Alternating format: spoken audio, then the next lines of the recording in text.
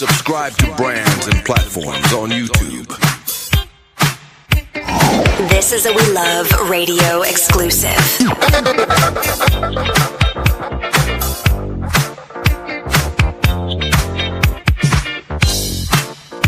707.1 We Love Radio.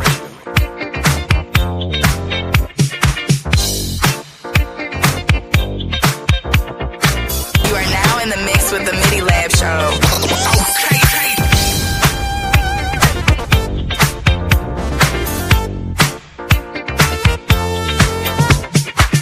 Tonight's the night, we'll take it higher, feel that groove, light up this fire with every move. The good love come on, let the good times roll. Dance with me until the break of dawn. This feeling feel, let's keep it strong. 707.1 We Love Radio.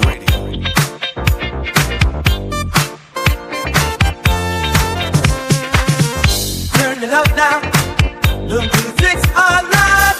Spin the records, let the vibes arrive. We'll never stop, we'll not stand the beat. Tonight's the night, we can beat this freak. Go with me as we light the floor. This groove we found is called Kick It Ball. 707.1 We Love Radio.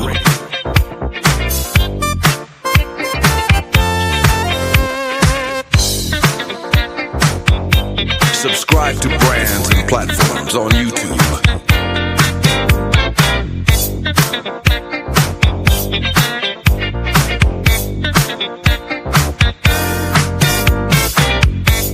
.1 We Love Radio.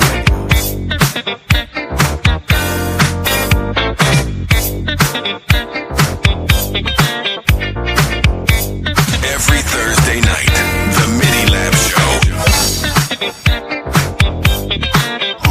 This is a We Love Radio exclusive.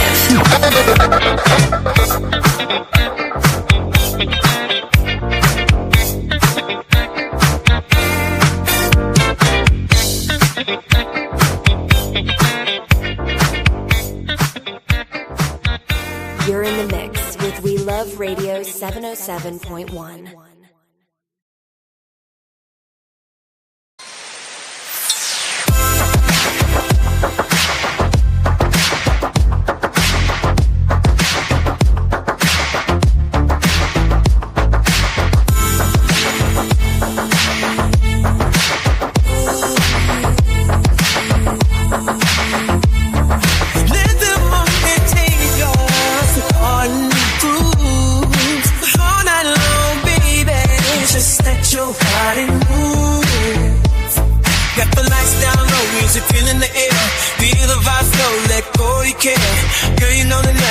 Let's make it hot. Show me how you whip it, baby. Give all you got. Just dance to the rhythm. Swing with the beat. Invite me in. Let your body keep it on my feet. Work it, don't let me see the fire me. Walk with me. Move on. We gotta own the night.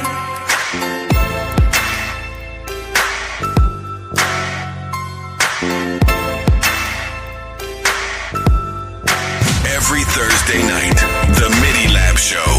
Under flashing lights, we lost in the sound. Got the lights down low, music filling the air. Feel the vibe slow, let go you care. Girl, you know the night is young, let's make it hot. Show me how you work it with a good guy.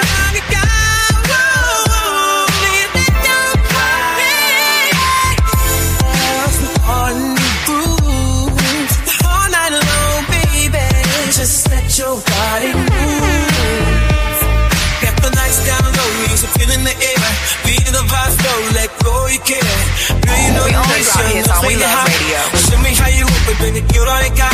Let's dance to the rhythm, swing the beat. Invite me in. Let your body keep it on for me.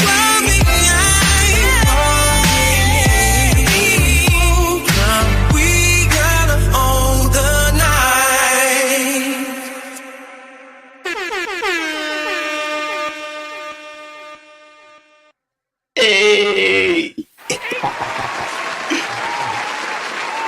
laggy.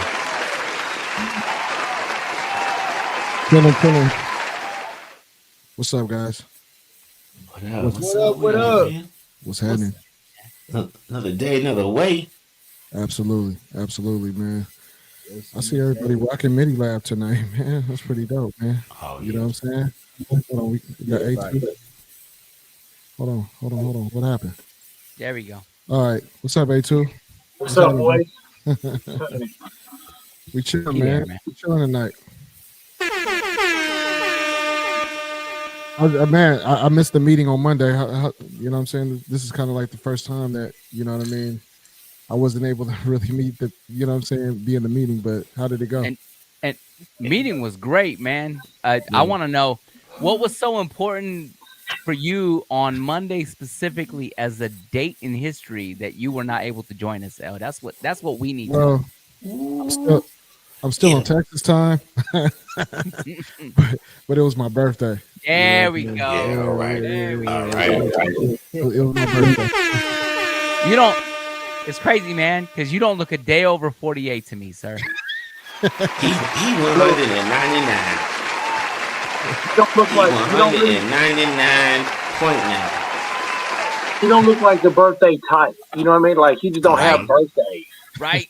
Hey, he looked exactly the same like for the last 30 years, bro. Yeah. I'm back in the gym. You know what I'm like saying? what's the birthday? What's that? I don't know at this point. Like what is this thing you talk about? This birthday you speak of? Yeah, bro. I don't know, man. At a certain point, you stop counting, bro. Man, you gonna hit us with the Jehovah Witness angle. What's up, bro? Facts. Hey, but on the real though, you know, today, man, we the main topic is, you know what I'm saying, L.Chatman's birthday, man. We celebrating Money L's birthday. You know what I'm saying? He turning 122.95. You know what I'm saying? And hey man, we also want to touch upon the topic of Young Thug. You know what I'm saying? But before that, man, we do got to get into what happened to the young man Charlie Kirk, man. And you know, the political thing has got real messy. So we're going to touch up on that too, man. You know what I'm saying? We want to thank y'all for joining Midi Lab tonight, man. Thursday nights, every Thursday, man. You can every Thursday night. But you right here with us here on the Midi Lab. Yeah. Right here. I just want to tap into today is the anniversary of one of the worst attacks, if not the worst attack that we ever had on American soil. Right. I know that we played a pretty hefty toll during Pearl Harbor, but the September 11th attack was of epic proportions, man. And you know, for everybody that suited up, for everybody that was lost, to the families of the survivors, and everybody that went through that experience at ground zero, man, we just want to take a moment and send our thoughts out to you, man, and open up our hearts, man, and even just say a word of prayer. And for the families of the individuals who did not make it, likewise, and, you know, a hat off to all those people who suited up in uniform, whether it was a paramedic, first responder, police officer, or military that went out there and contended with this thing. You know, from September 11th all the way until now, fighting that good fight against terrorism, man. We just want to send one up for you all and give you guys our biggest respects and acknowledgments, man. Thank you, guys. Absolutely. Thank you for that, A2. Yeah. For sure. Yeah, I'm downloading the clip right now so that we could just kind of play that, just because I think what we were starting with that, correct?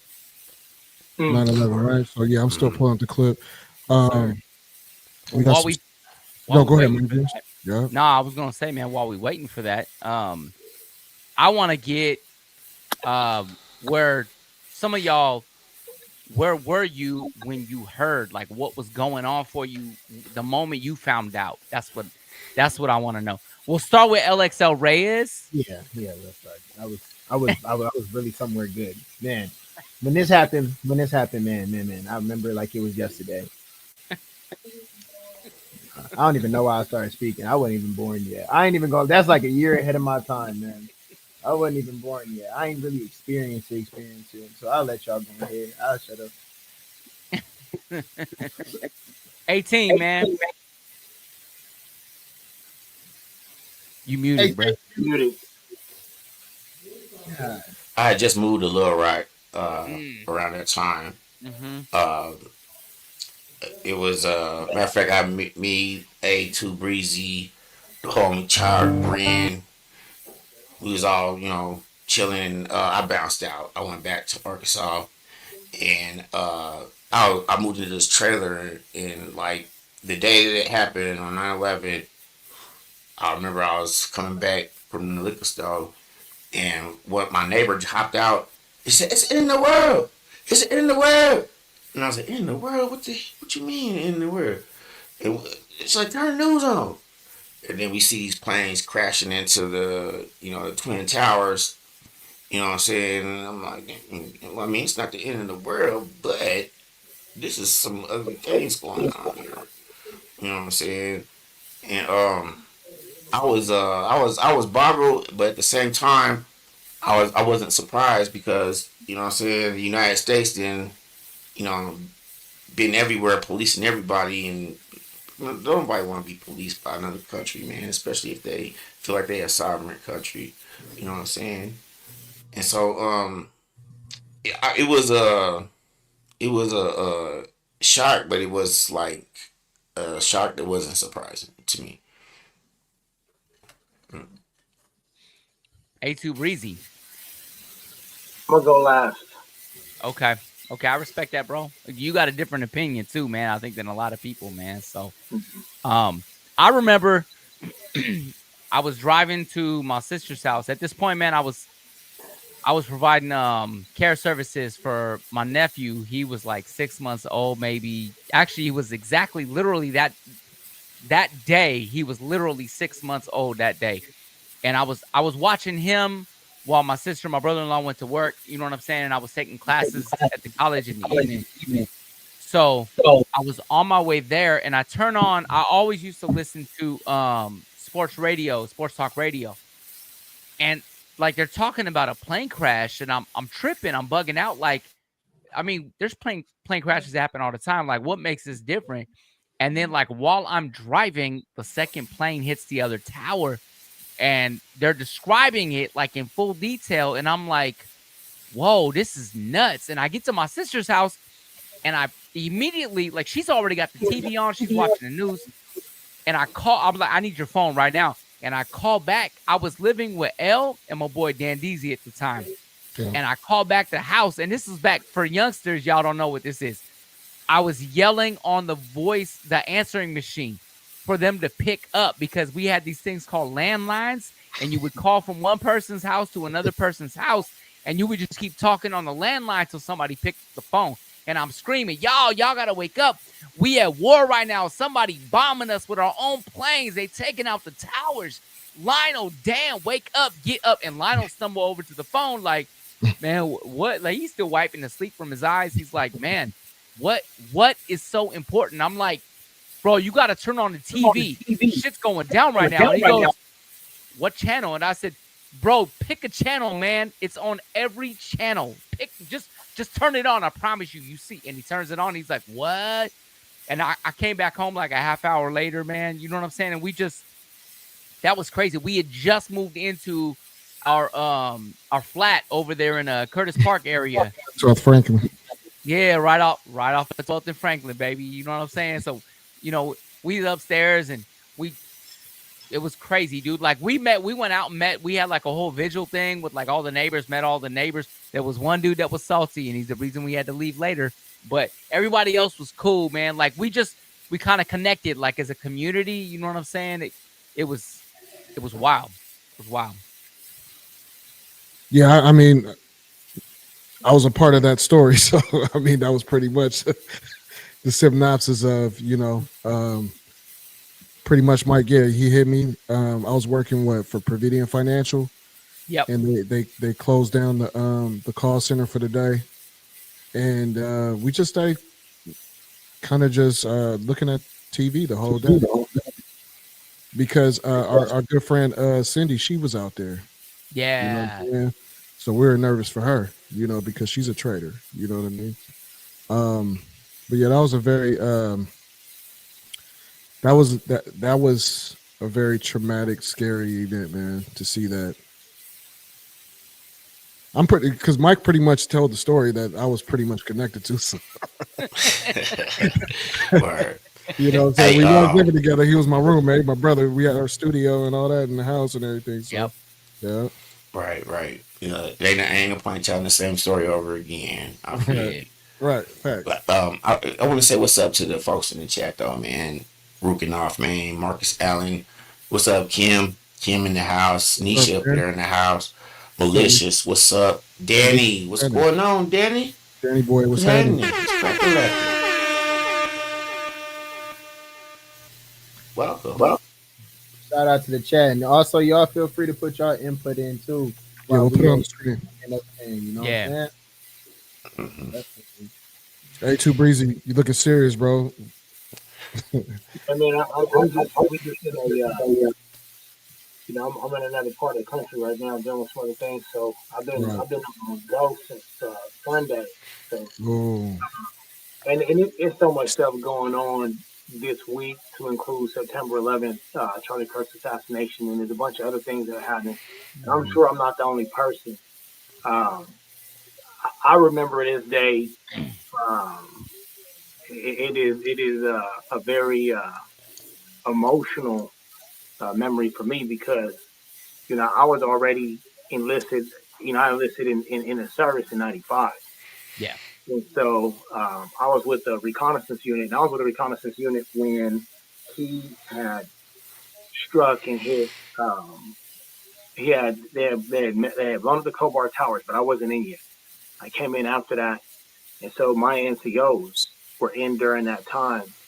A lot of senior NCOs that served during Desert Storm, and had more intimate knowledge of some of the inner workings of what was going on as it related to Osama bin Laden at the time.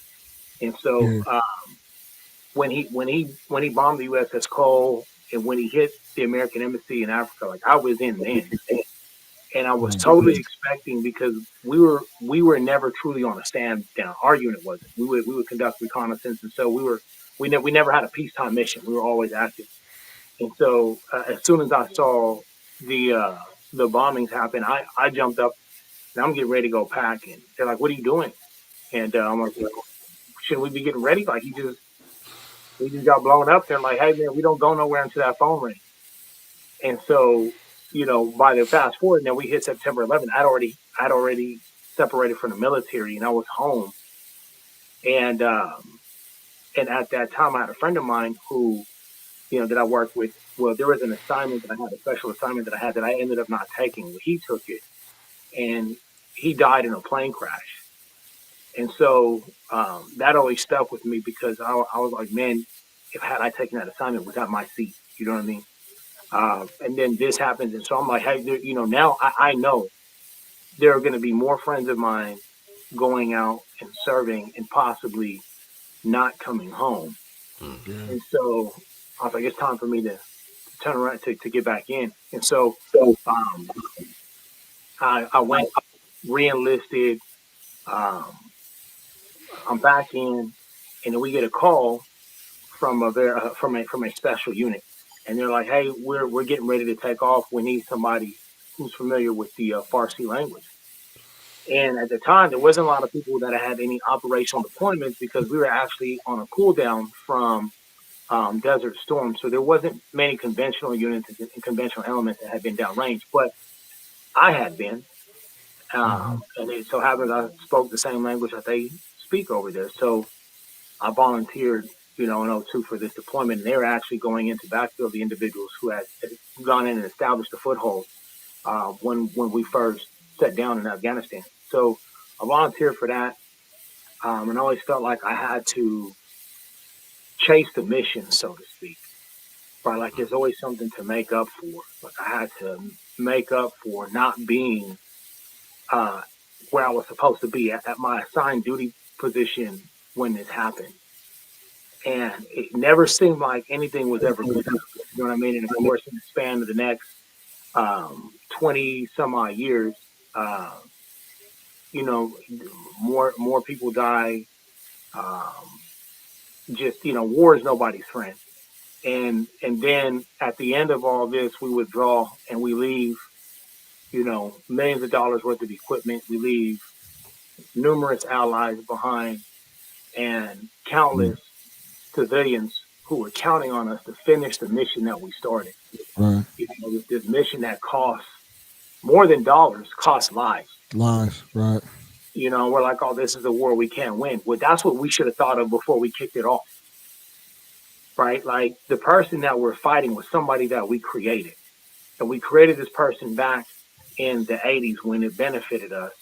And then the person, when they felt like they had been betrayed or felt some kind of way, struck out at us. And this is a repetitious cycle that we have. And then we take these young people who, most of which had not been trained, had not experienced combat before. We drop them in a situation that we were actually, at the time, unprepared for.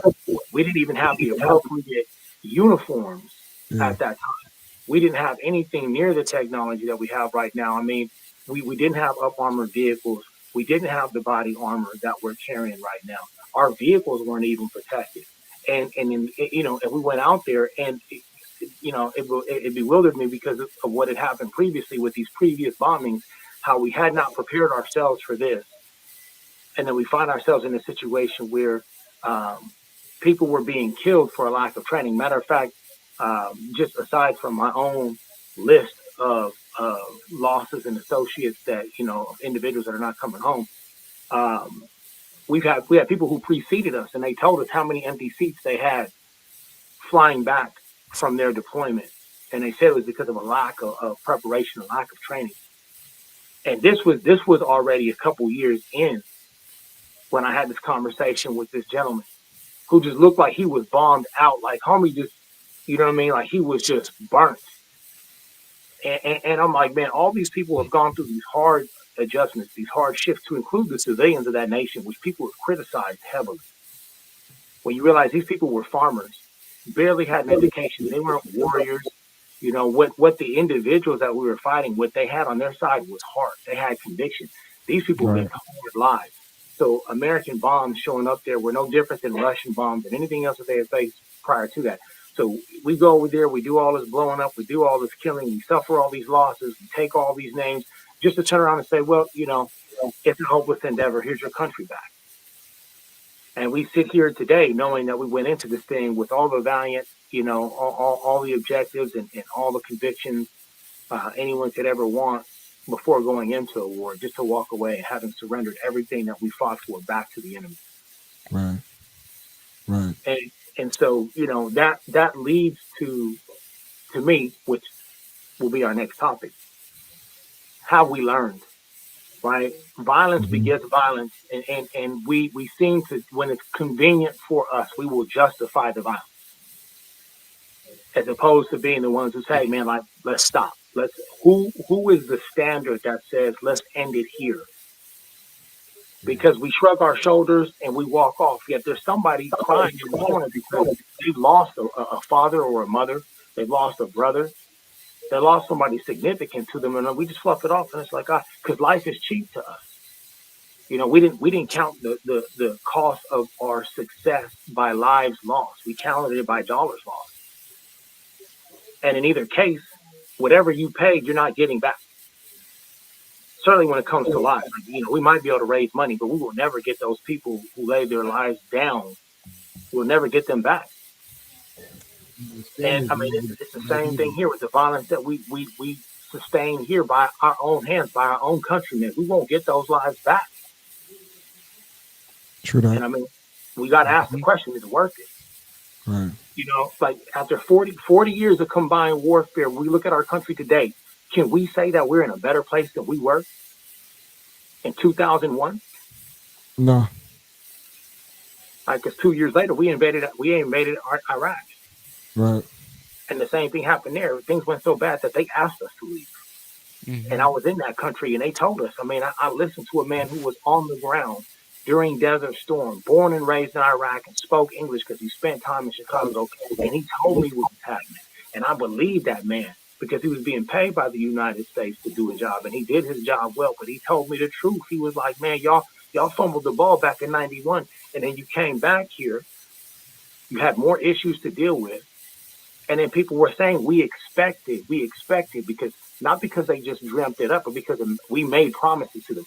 When a president whose name I won't mention said that we made no promises, that's a bold-faced lie. We promise people things every day.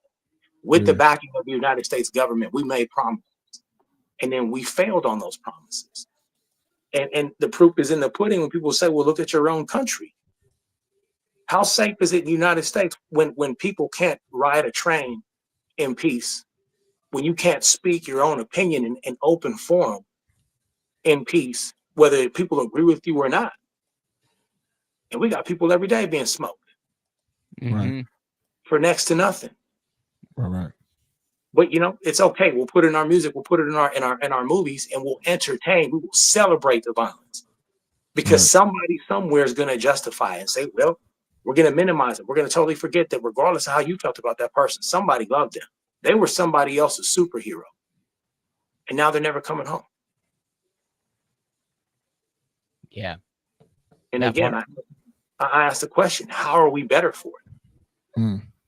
Celebrating anybody's death, how are we better for it? When violence begins violence, how are we better for it? Whatever excuse you want to use, how are we better for it? That's deep, bro. Yeah. We're not better for it.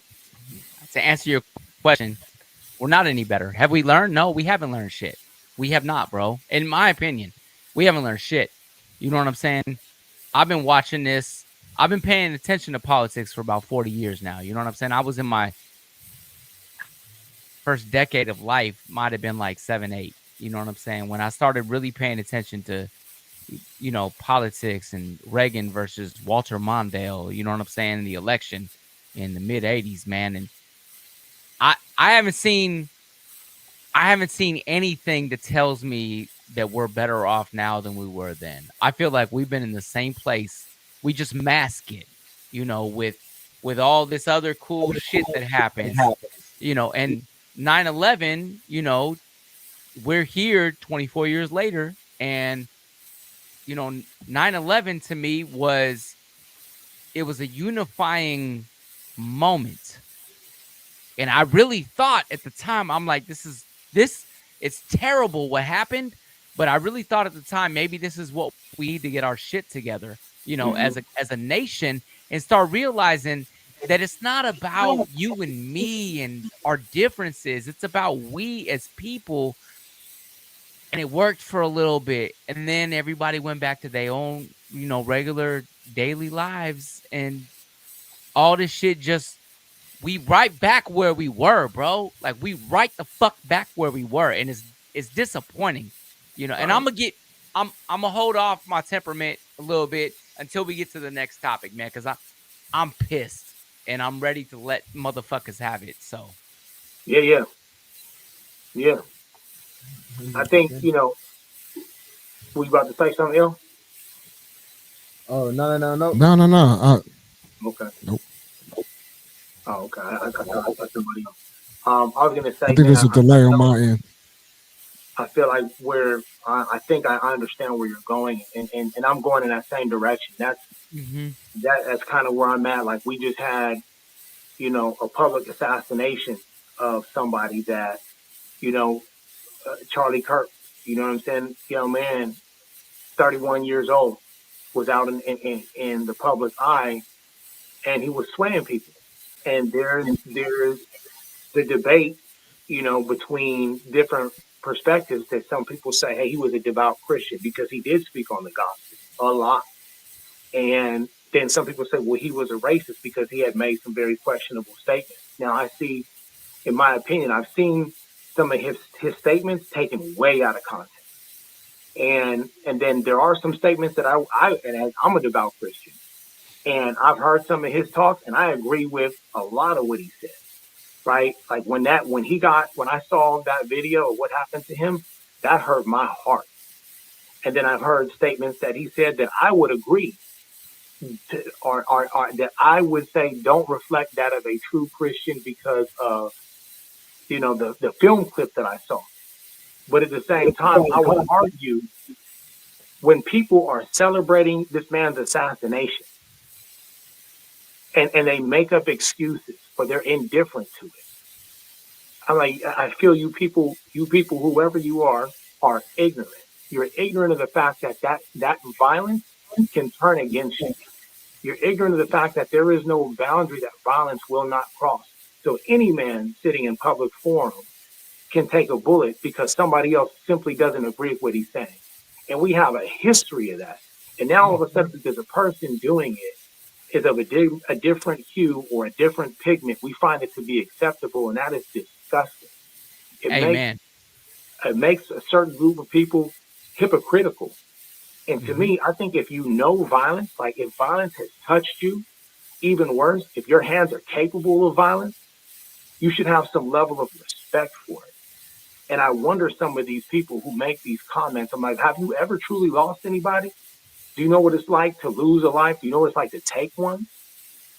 Like that your anger can have so much dominance over you that you would say something that's reckless, but you would celebrate that or be so indifferent to it and not care until it reaches out and snatches the life out of somebody you do care about. And then all of a sudden, because you can't justify it, now your emotions are inflamed and everybody else in the world is supposed to stop because your feels are hurt. We can't if we justify the Black Panthers said that an injustice to one is an injustice to all, right? So if we're gonna be okay with that happening to somebody we disagree with, then certainly we got to be okay with it happening to somebody we agree with. Because surely we are not the standard of good and wrong, of good and bad. Our opinion is not the thing that moves God. And so even if he was a supremacist, right? Which I'm not saying he's not, because I did hear some things that I'm like, man. Even if he was, that man didn't deserve to get shot in his neck. Right. In front of his family. I mean, people are entitled. People are entitled to their opinion, man. They can say, yeah. I respect somebody that's saying it straight up than hiding. I would rather know you're openly racist so I can avoid the fuck out of you. You know what I'm saying? Than you be closet. I know a lot of closet racists, bro. You know what I'm saying? They smile in your face, and in the back, they're like, your last name is Gomez, so I already know what you about. You know what? I don't like you. I don't like that. I would rather know this dude is not, he's opposed to me. I want to say my enemy, but you know what I'm saying? Like, it's hard for me to even say that because we all God's people. Like, and I know it's crazy. I always go back. I had a talk last year, man, where it was right before the election, and I gave a talk about it's not about me, it's about we. And we doesn't mean we isn't everybody who agrees with me. You know, when I was a young man, wait a minute, you're still a young man. What are you talking about, bro? Nah, man. Okay, this ain't no Tower of Power shit, brother. Yeah, I ain't no young man, baby. You know what I'm saying? Like, we beyond that, bro. When I was young, I was 18, 19 years old, and I showed up at Mr. Chapman's house wearing a shirt that had a whole lot of Mexican heritage on it. And he asked me to explain what the shirt said because it was in Spanish. And I told him the race is strong like the chains because the dude was holding chains. And he said, you know, what race is that? And I was like, oh, it's the Mexican race, like proud. Like, you know what I'm saying? I'm Mexican. I'm a Mexican American and I know where I'm from. And he was disappointed. Like, I was hoping you would say the human race. And like, that humbled me, man. Like, we're above all this left and right shit. This, I'm Mexican, you're black, you're Asian, you know what I'm saying? White. Fuck all that. We all from Earth, man. We all dealing with the same bullshit.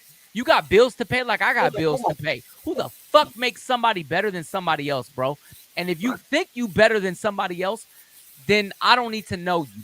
I really don't. If you think that your ideals are better, that's cool.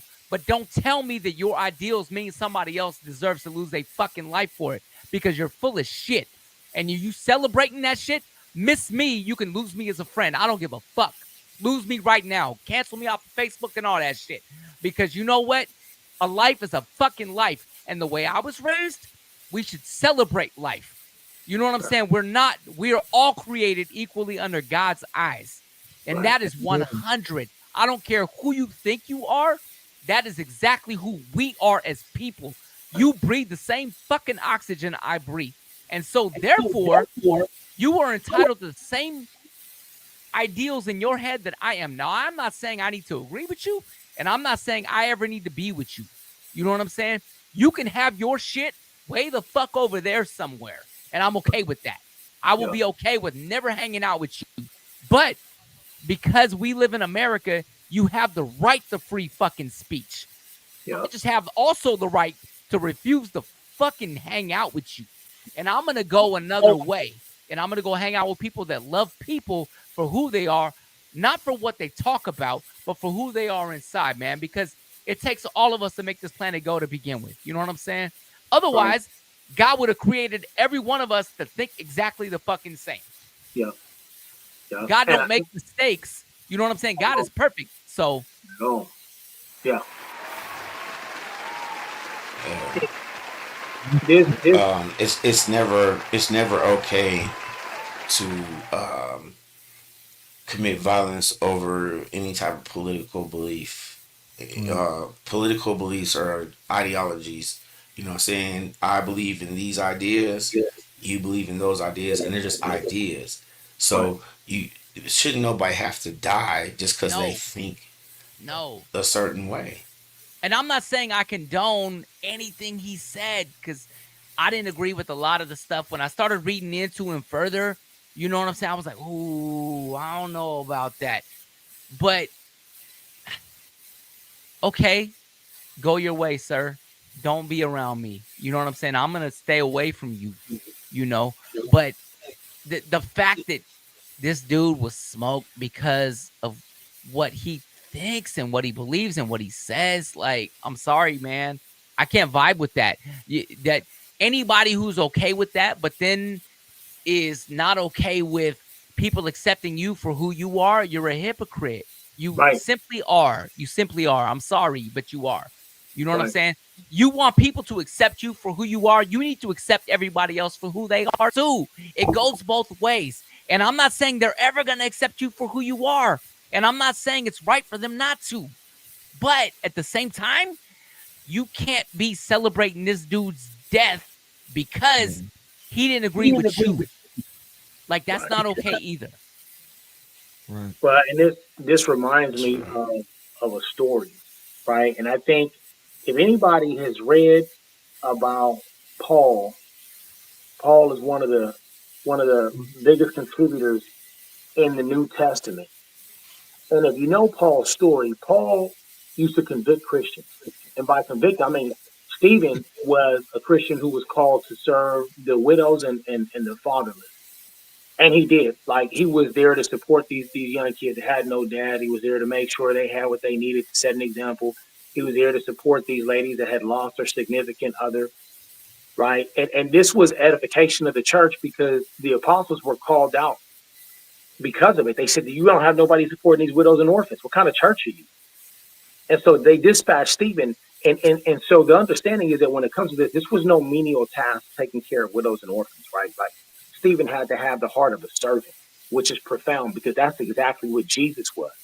He showed up as Lord and as Savior, but he had the heart of a servant. He said, in order to lead, you got to serve.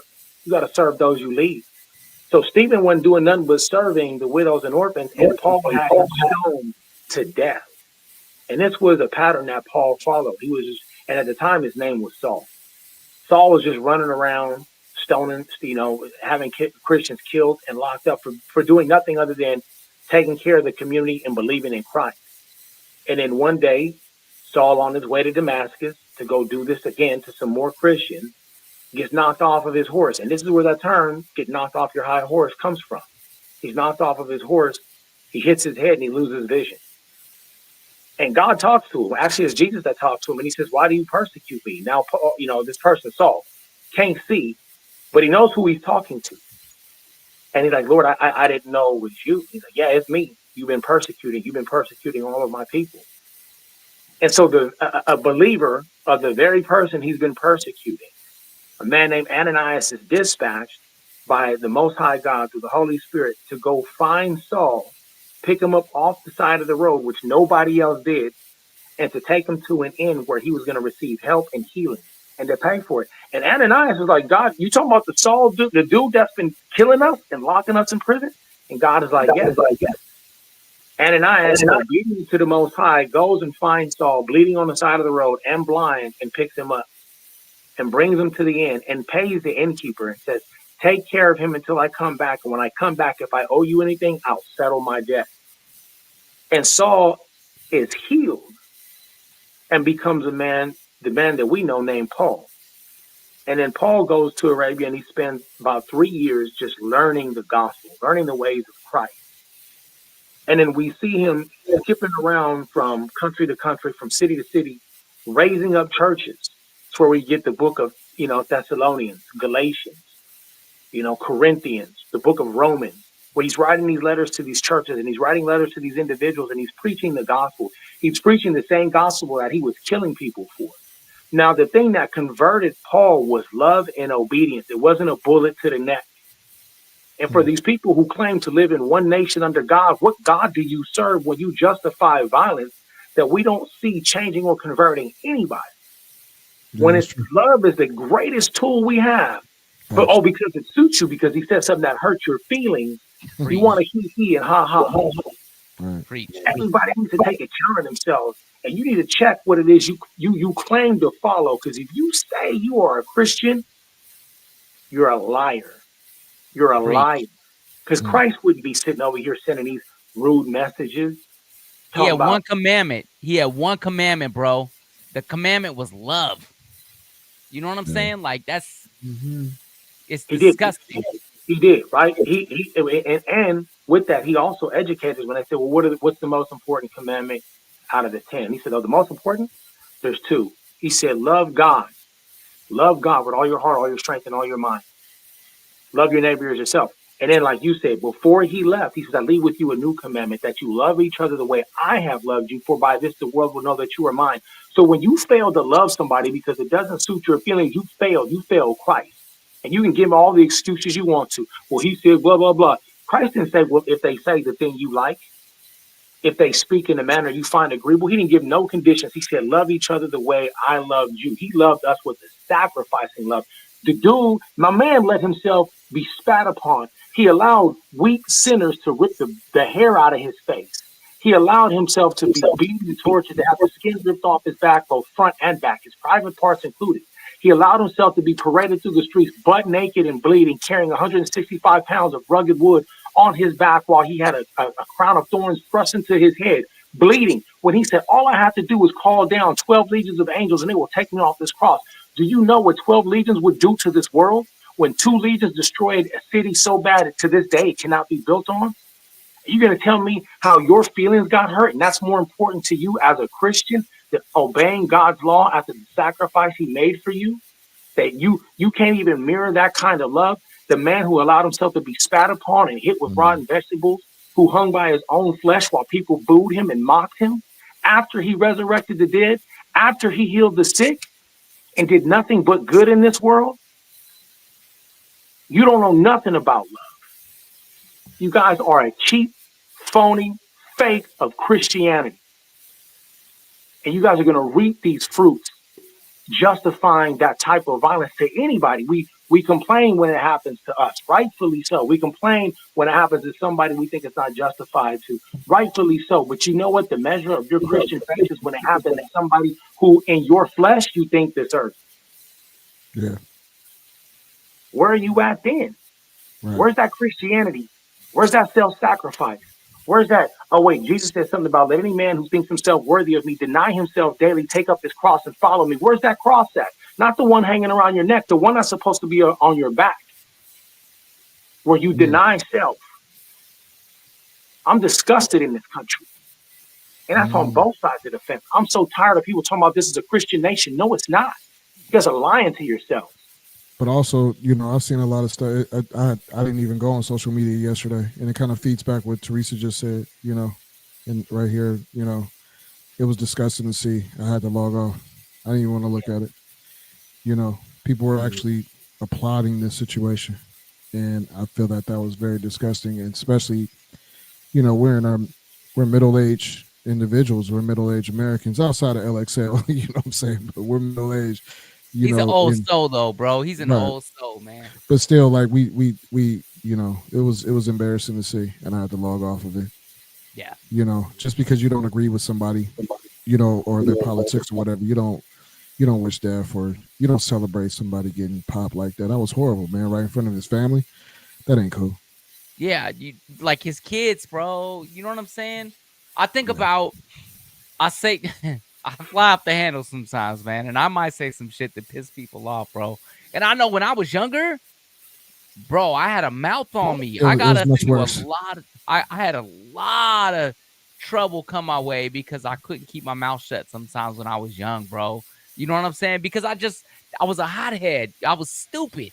You know what I'm saying? I said stupid shit and got myself into stupid trouble because I said stupid shit, bro. And I had me and sometimes Money, you know what I'm saying? My brother Danny was back here behind me, you know what I'm saying? Hand waving in the background and shit. You know what I'm saying? My brother Steve, you know what I'm saying? Like Rob Lucci, we got into some shit, bro. Like, because somebody in this group, this motherfucker right here, couldn't keep his mouth shut sometimes, man. And I know when people are young,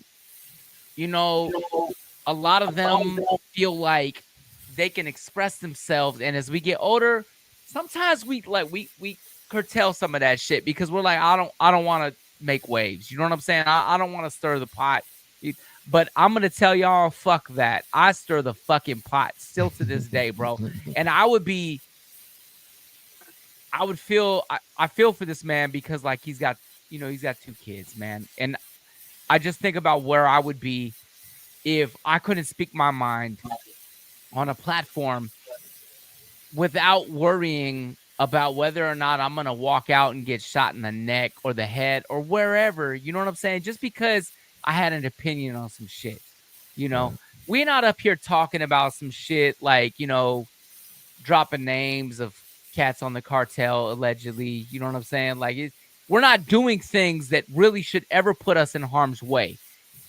We're out here speaking our minds about what we feel and what we believe, and we don't agree with each other even, but ain't none of us coming at each other. You know what I'm saying? Like this, I don't understand it, bro. I don't fucking get it. I really can't understand it. I can't understand the logic of somebody celebrating somebody dying.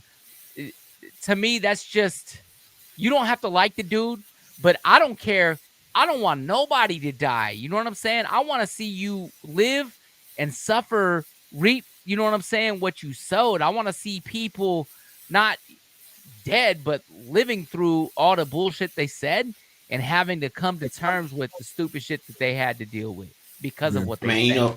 I also believe that, that some of the things that those influencers say, they don't believe themselves. They're just saying stuff just to get hits and views and marks.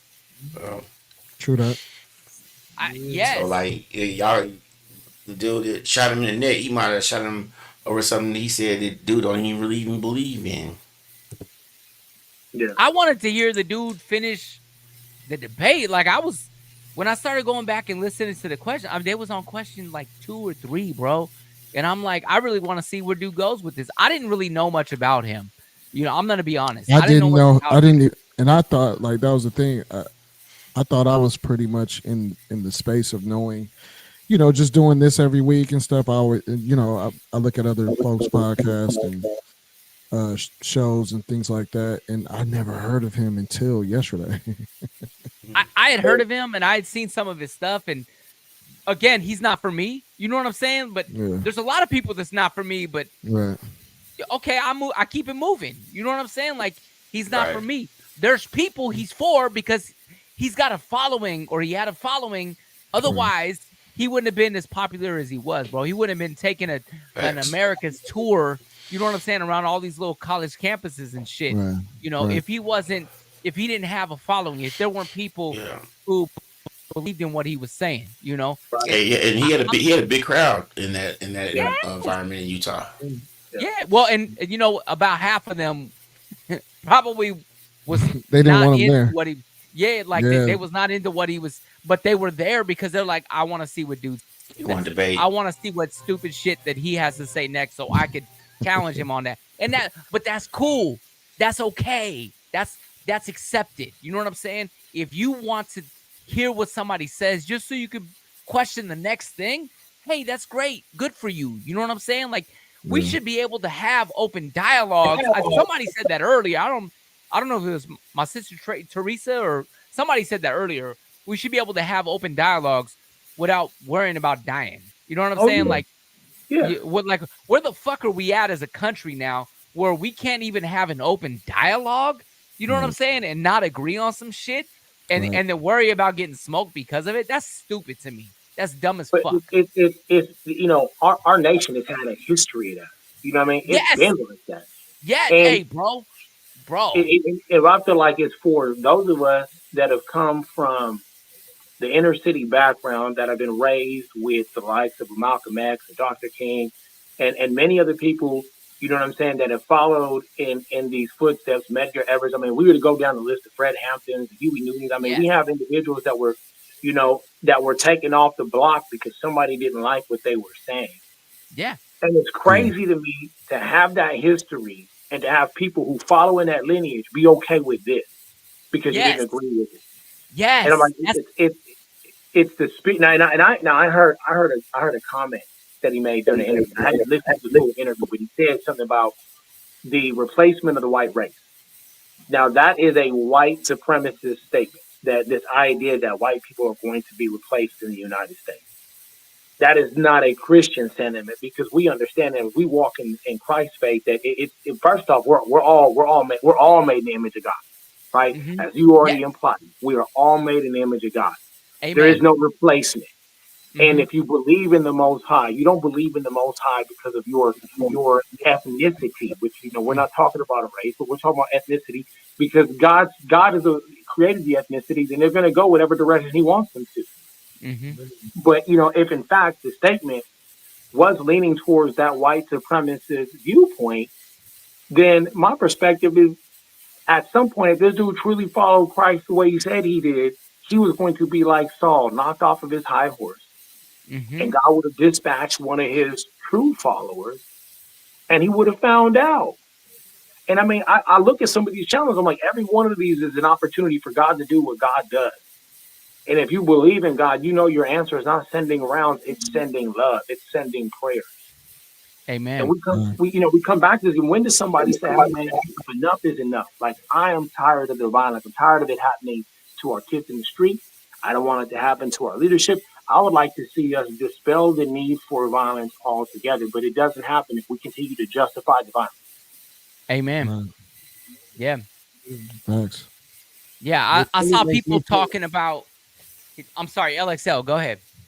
Nah, I was gonna say it really makes me think though, like how much of this is really deep rooted in our country, because you see something like this, and I'm pretty sure we can all come to consensus like this is so wrong, but then our Christian country will justify things like the death penalty, which just kind of feels like what I'm saying, like now looking at the full situation, what I'm saying, like the death penalty and like war and all of this stuff. So it's like, in a sense, how much of this is like rooted in the American culture, what I'm saying, how much of this is rooted in like the American mindset now. Like I look at this and I really do like think like, is this us?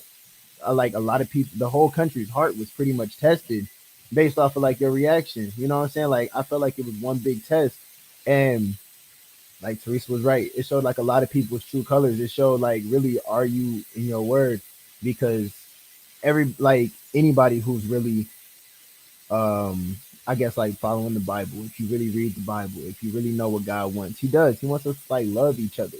And these opinions really don't matter, but we've kind of looked at each other as an enemy, kind of almost as if like we're still in this war mindset. We don't all have a common enemy. So now we look at each other and it feels like we look at that person and we just make them the enemy. And it's like, why do we always feel like we need an enemy? So it's really confusing too. And then you throw algorithms and social media into it, because I don't have any political things that even pop up on my YouTube, on my social medias and everything, but it just flooded my stuff, and it was so confusing at first.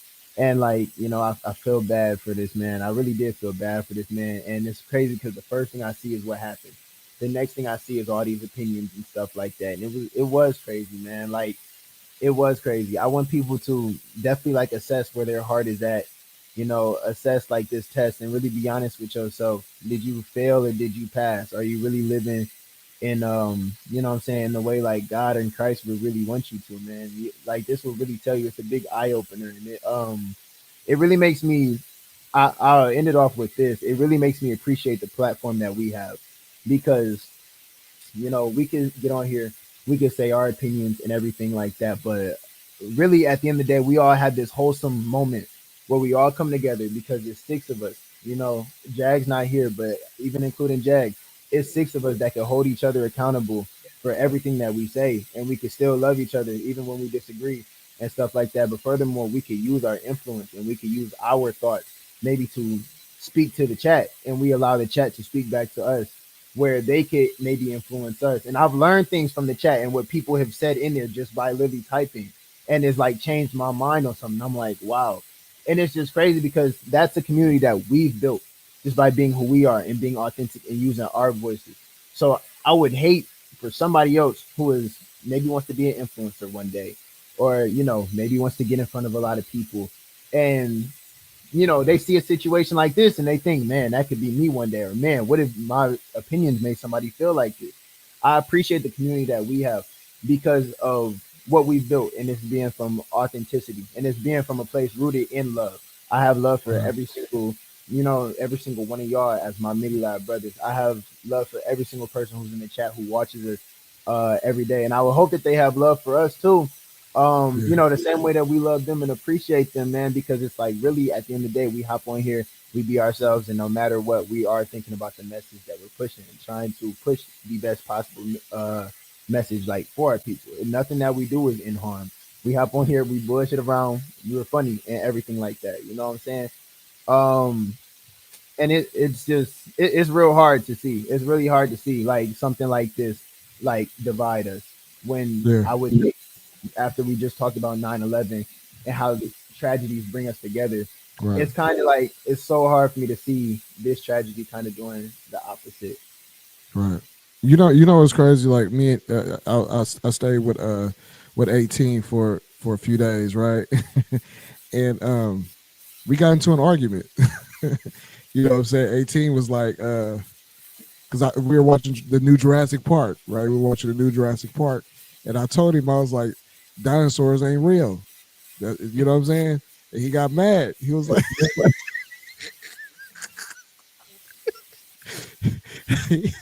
he was like, bro, he was cussing at me and everything. And I was like, they're not real. And bro insisted that they were real. And he was like, he was hot. Did you just say I insisted they was real? Yeah. So you still believe the dinosaurs ain't real? We about to get into an argument. Hey, man, I don't know what else talking about. They real as fuck. We were playing Turok together, Turok 2, and that motherfucker was in a teepee with me, and I didn't know, and ate the shit out of me. You know goddamn well they real, motherfucker. They real, fool. Hell yeah. You wasn't living around that time because you be a pile of poop. Huh? Yeah. Dinosaurs ain't real. They're not. They're like dragons. Man. We got to. The Bible, he's still my brother, though. The Bible talks about the dragon.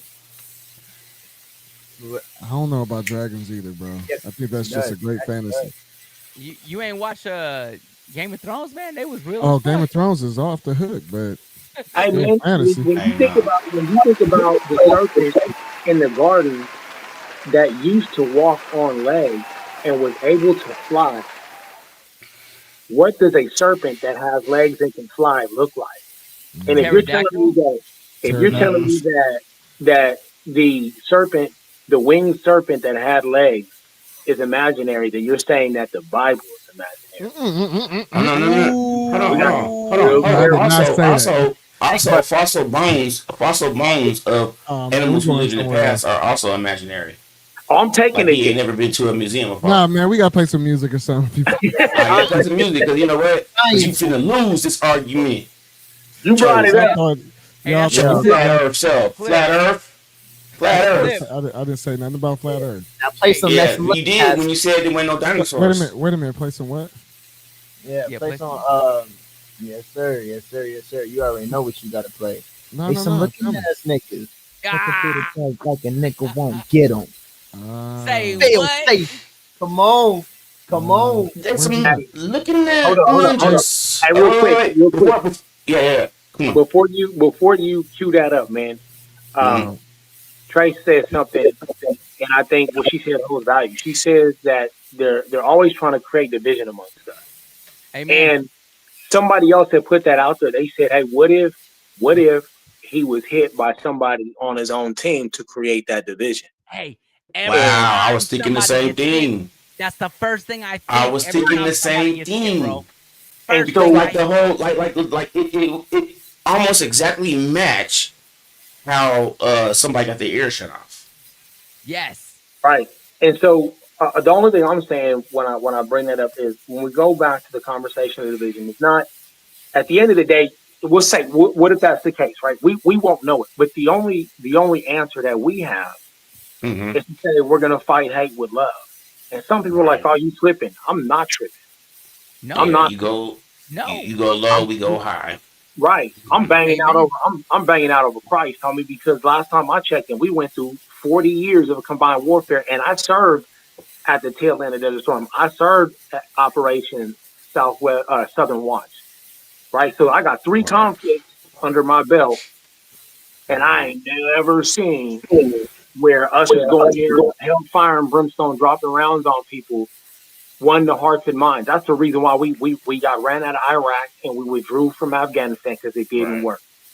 If you want to win the hearts and minds, you're going to have to do that with love, homie. You're going to have to do that with sacrifice. And so even if that was the case, then it's a blatant attempt at creating or reinforcing the lines of division that have already been created. And we just many of us just going to fall right on into the trap. Just give on in. Sheep, bro. Hey. Not enough shepherds. Too many fucking sheep. Yeah. Mm-hmm. Yeah. Too many chiefs, not enough engines. Yes, sir. Hey, look, I also want to say this though, man. On September 8th, 1977, long time ago. Hey, ain't wasn't that long ago, bro. It was long ago. It was almost 50 years ago. It was almost 50 years ago. It was almost 50 years ago. Shut your mouth. It was almost 50 years. Shut your mouth. A young man named L.Chatman was born. Happy birthday, L.Chatman. Here you go. Happy birthday. Hey, can we get one more? One more, man. Hey. Midi Lab drinks up. Midi Lab drinks up. Drinks up. Midi Lab. Birthday chin check. Cheers. Birthday chin check. They some looking ass niggas lurking through the door like a nigga won't get them. Feel safe. They some looking ass niggas lurking through the doors like a nigga won't get them. Feel safe. They some looking ass niggas lurking through the doors like a nigga won't get them. Feel safe. They some looking ass niggas lurking through the doors like a nigga won't get them. Feel safe. Feel safe. If you hearing this, it's a bit too late. For my shotters, hold up block, hot stock with the fully on toppers. And ain't nobody can stop us. Put respect on my name, boy, give me my propers. My kids these niggas spend some pasta and lots. I'm on go, my life's more like a movie or mobster. I'm a monster, I'm a motherfucking monster. Up, down, down, BABA, select, start like it's Contra. 99 lives, nigga, 99 problems. I'm cocky, keep them dark and I'm socked in the heart, nigga. They some looking ass niggas lurking through the door like a nigga won't get them. Feel safe. They some looking ass niggas lurking through the door like a nigga won't get them. Feel safe. They some looking ass niggas lurking through the door like a nigga won't get them. Feel safe. They some looking ass niggas lurking through the door like a nigga won't get them. Feel safe. Feel safe. If you hearing this, it's a bit too late. This is for my shotters, hold up block, hot stock with the fully on toppers. Ass niggas, some male seven squares, got no equation, no answer, they just there, sucking up there. Swear they don't care, but all said and done, they shouldn't be here. He kept us quiet, they snap back, yeah, I start riots. Never forget what to never just consider. Just remember, I come with gorillas. A tisket, a tasket, your ass asking for it. Yes, indeed, I give you what you need. I high side ass, I proceed. Cause I got these bitches dizzy, you feel me? And they some looking ass niggas lurking through the dark like a nigga won't get them. Feel safe, They some looking ass niggas lurking through the dark like a nigga won't get them. feel safe, They some looking ass niggas lurking through the dark like a nigga won't get feel them. safe, They some looking ass niggas lurking through the dark like a nigga won't get them. feel safe. Feel safe, feel safe. If you hearing this, it's a bit too late. This is for my shotters, my shotters. Hold the block, hot stock with the fully on toppers. Feel safe, feel safe. If you hearing this, it's a bit too late. This is for my shotters, my shotters. Hold the block, hot stock with the fully on toppers.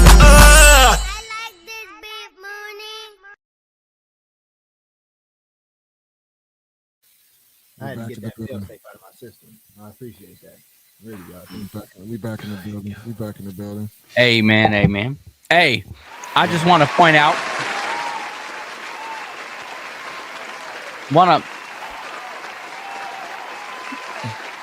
What's up?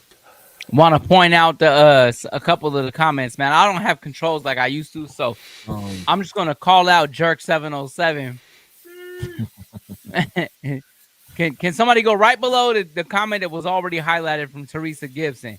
It's Jerk 707. You still don't believe in dinosaurs? That's the one. And then, hey, but then the one after that though. The one after that. Can we get the one right after that, please? Did we land on the moon? I'll leave that for y'all. I'm being quiet, man.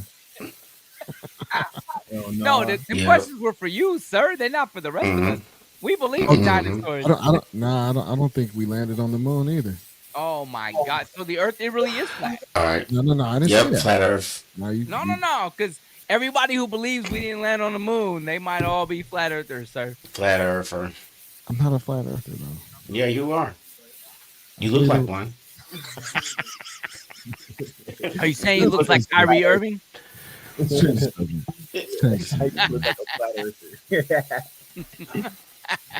Hey. Actually, you know what? Hold on. You know what? Here we go. What So we I'm got? getting What to we the got? car. I hear fire. At least by 7 rounds. So I'm ducking, I'm dodging, doing little Kim, trying to get my baby in the car, then I throw my baby in. I hear fire. So I'm ducking, I'm dodging, doing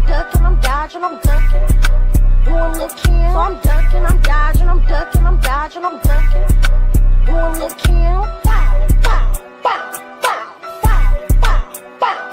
So I'm ducking, I'm dodging, doing little Kim. The Midi Lab Show. So I'm getting to the car. I hear fire. At least by 7 rounds. So I'm ducking, I'm dodging, doing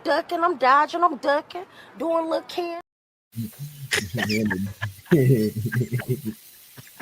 Somebody fell asleep. That shit hard, bro. That shit hard. That shit go. I'm ducking, I'm dodging, I'm dodging. Doing little Kim. Yeah, I'm about to sample that. I'm gonna sample that and put it on blast in the car. While I'm in the intersection, ghost riding the whip. I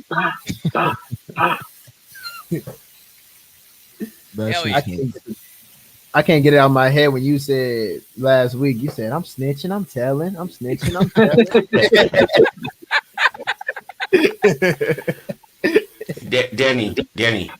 Danny, Yeah. stop smoking that. Stop smoking that stuff, Danny. Stop smoking that The stuff. Earth Danny is boy. round, Danny. Hey, he's Danny, following the on Earth is YouTube. round.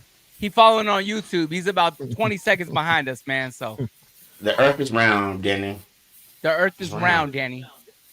It's He knows round, the bro. Earth is round, apparently, but we don't believe him when he says that because he's like, "L, you know what? Maybe it's a Virgo thing because they both Virgos, bro." Oh. Bro, I'm snitching, Hey, I'm telling, I wanted- I'm telling. Hey, I was wondering because because I be seeing these videos because I do be on YouTube a lot. But Brad, what happened? Because me and 18, we had a conversation about this a little bit earlier, like how we kind of, Young Thug, like we don't understand his music, we don't really adapt to it. So I just wanted to play some, you know what I'm saying? And what 18 was saying was that like the younger generation, like LXL's generation, they like Young Thug. But maybe he did have, like, I'm gonna play this video and y'all can tell me what y'all think. Whoa, but before you do that, because you're generalizing, can we get a statement from LXL? Do you like Young Thug? He got some bangers. I'm not even gonna lie to y'all. I got Young Thug in my playlist, y'all. There's a couple of things I might have to put y'all on to it. You might not be able to understand what he's saying. I heard a few of his songs. He be like,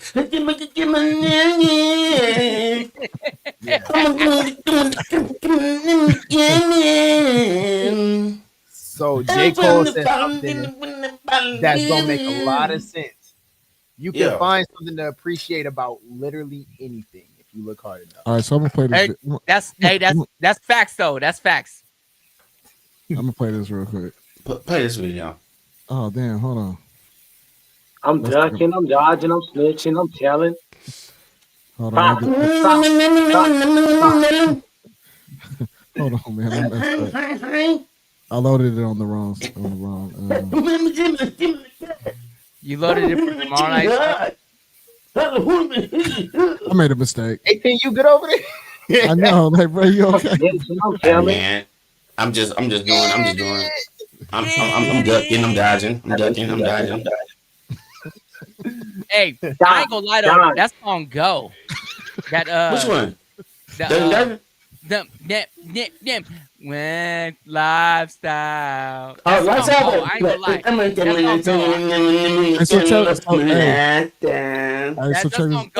That song go. I can't lie, bro. Nah, my kids. I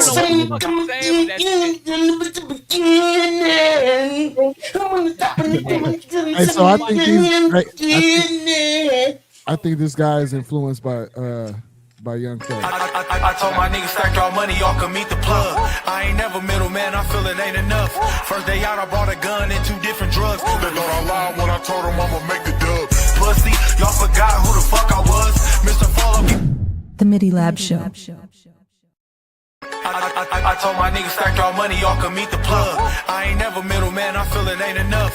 First day out, I brought a gun and 2 different drugs. They thought I lied when I told them I'ma make the dub. Pussy, y'all forgot who the fuck I was. Mr. Follow Me. Drop it. The Midi Lab Show. He over there dropping it like it's hot. Oh, bruh. I remember that song. That song. That don't sound nothing like Young Thug, bro. Like nah, they you was saw what he singing did. this song. You saw what he did, bro. Did you see? He started twerking. He started twerking. What's up with your boy though? Like he was dropping it like it was hot. Hey, look. You shouldn't have cut the clip because he probably started clapping after that. Hey, wait a minute. He started popping. Wait a minute. Here go another one. Oh my god. Gang. Bitch, I leukemia. I got shot when I was 16. I had to spin a nigga's. The Midi Lab Show. Hey, he was shaking them titties. He was shaking them titties. What he was? My question is, why did he have his lips poked out while he was doing it? Like he had the duck lips while he was doing it. Yeah, I mean, he was really. I know. That was wild. I actually know the answer to this. There was a female who was supposed to do all that shit, and he couldn't book her. He could not secure the talent. And so he had to do it all himself. The director was like, well, now you got to do it. And so he had to do it himself. That's somebody got to twerk. Somebody got to be. Somebody got to twerk in the video. Somebody got to twerk. And the director was like, it ain't going to be me. And cameraman was like, it can't be me because who the fuck's running the camera? How about you? How about you? It's your song. You do it. They promised they was going to throw AI over it. And then they didn't. And then they did. They left him out there like that. They was like, nah, never mind. Young Thug was like, they didn't. Don't worry, Thug. We're going to clean that up for you. Don't even worry about it. You just go home. You I'm on top of the mountain. I just wanted to show I see that. the look out there playing. I'm trying to get Don't ever play those videos Oh yeah, again. No, you can't. Don't tell him that. Don't tell him. No, they're gone. Still No, not that's over gone. it, bro. We still not over it. Still not over it. Still not over Did it. y'all hear Young Thug's diss track that he dropped? No. dropped a Are we diss there track? yet? Are we? But are we I don't there even yet? think he can Are we battle on the Young Thug anybody. shit yet? He dropped a diss track? When did that happen? Who's he dissing? He can't diss nobody. He weak. He's dissing the other dudes. The other dudes in PC. The other dudes that are in protective custody. He dropped it. Man, he just like, oh man, he got the count on his hand. He was mad. Like he was mad. It Is he wasn't rapping even or is he rapping or is he singing? by Young Thug standards, Young Thug was rapping. Hey, on the real though, should we still call him Young Thug? Because this nigga old now. Should we just call him Thug? He's just Thug. Middle-aged Thug. You still call him Lil Wayne? M.A. Thug. Yeah. No, Lil Wayne is always gonna be little though. Hey, by the way, happy birthday, nigga. Ow.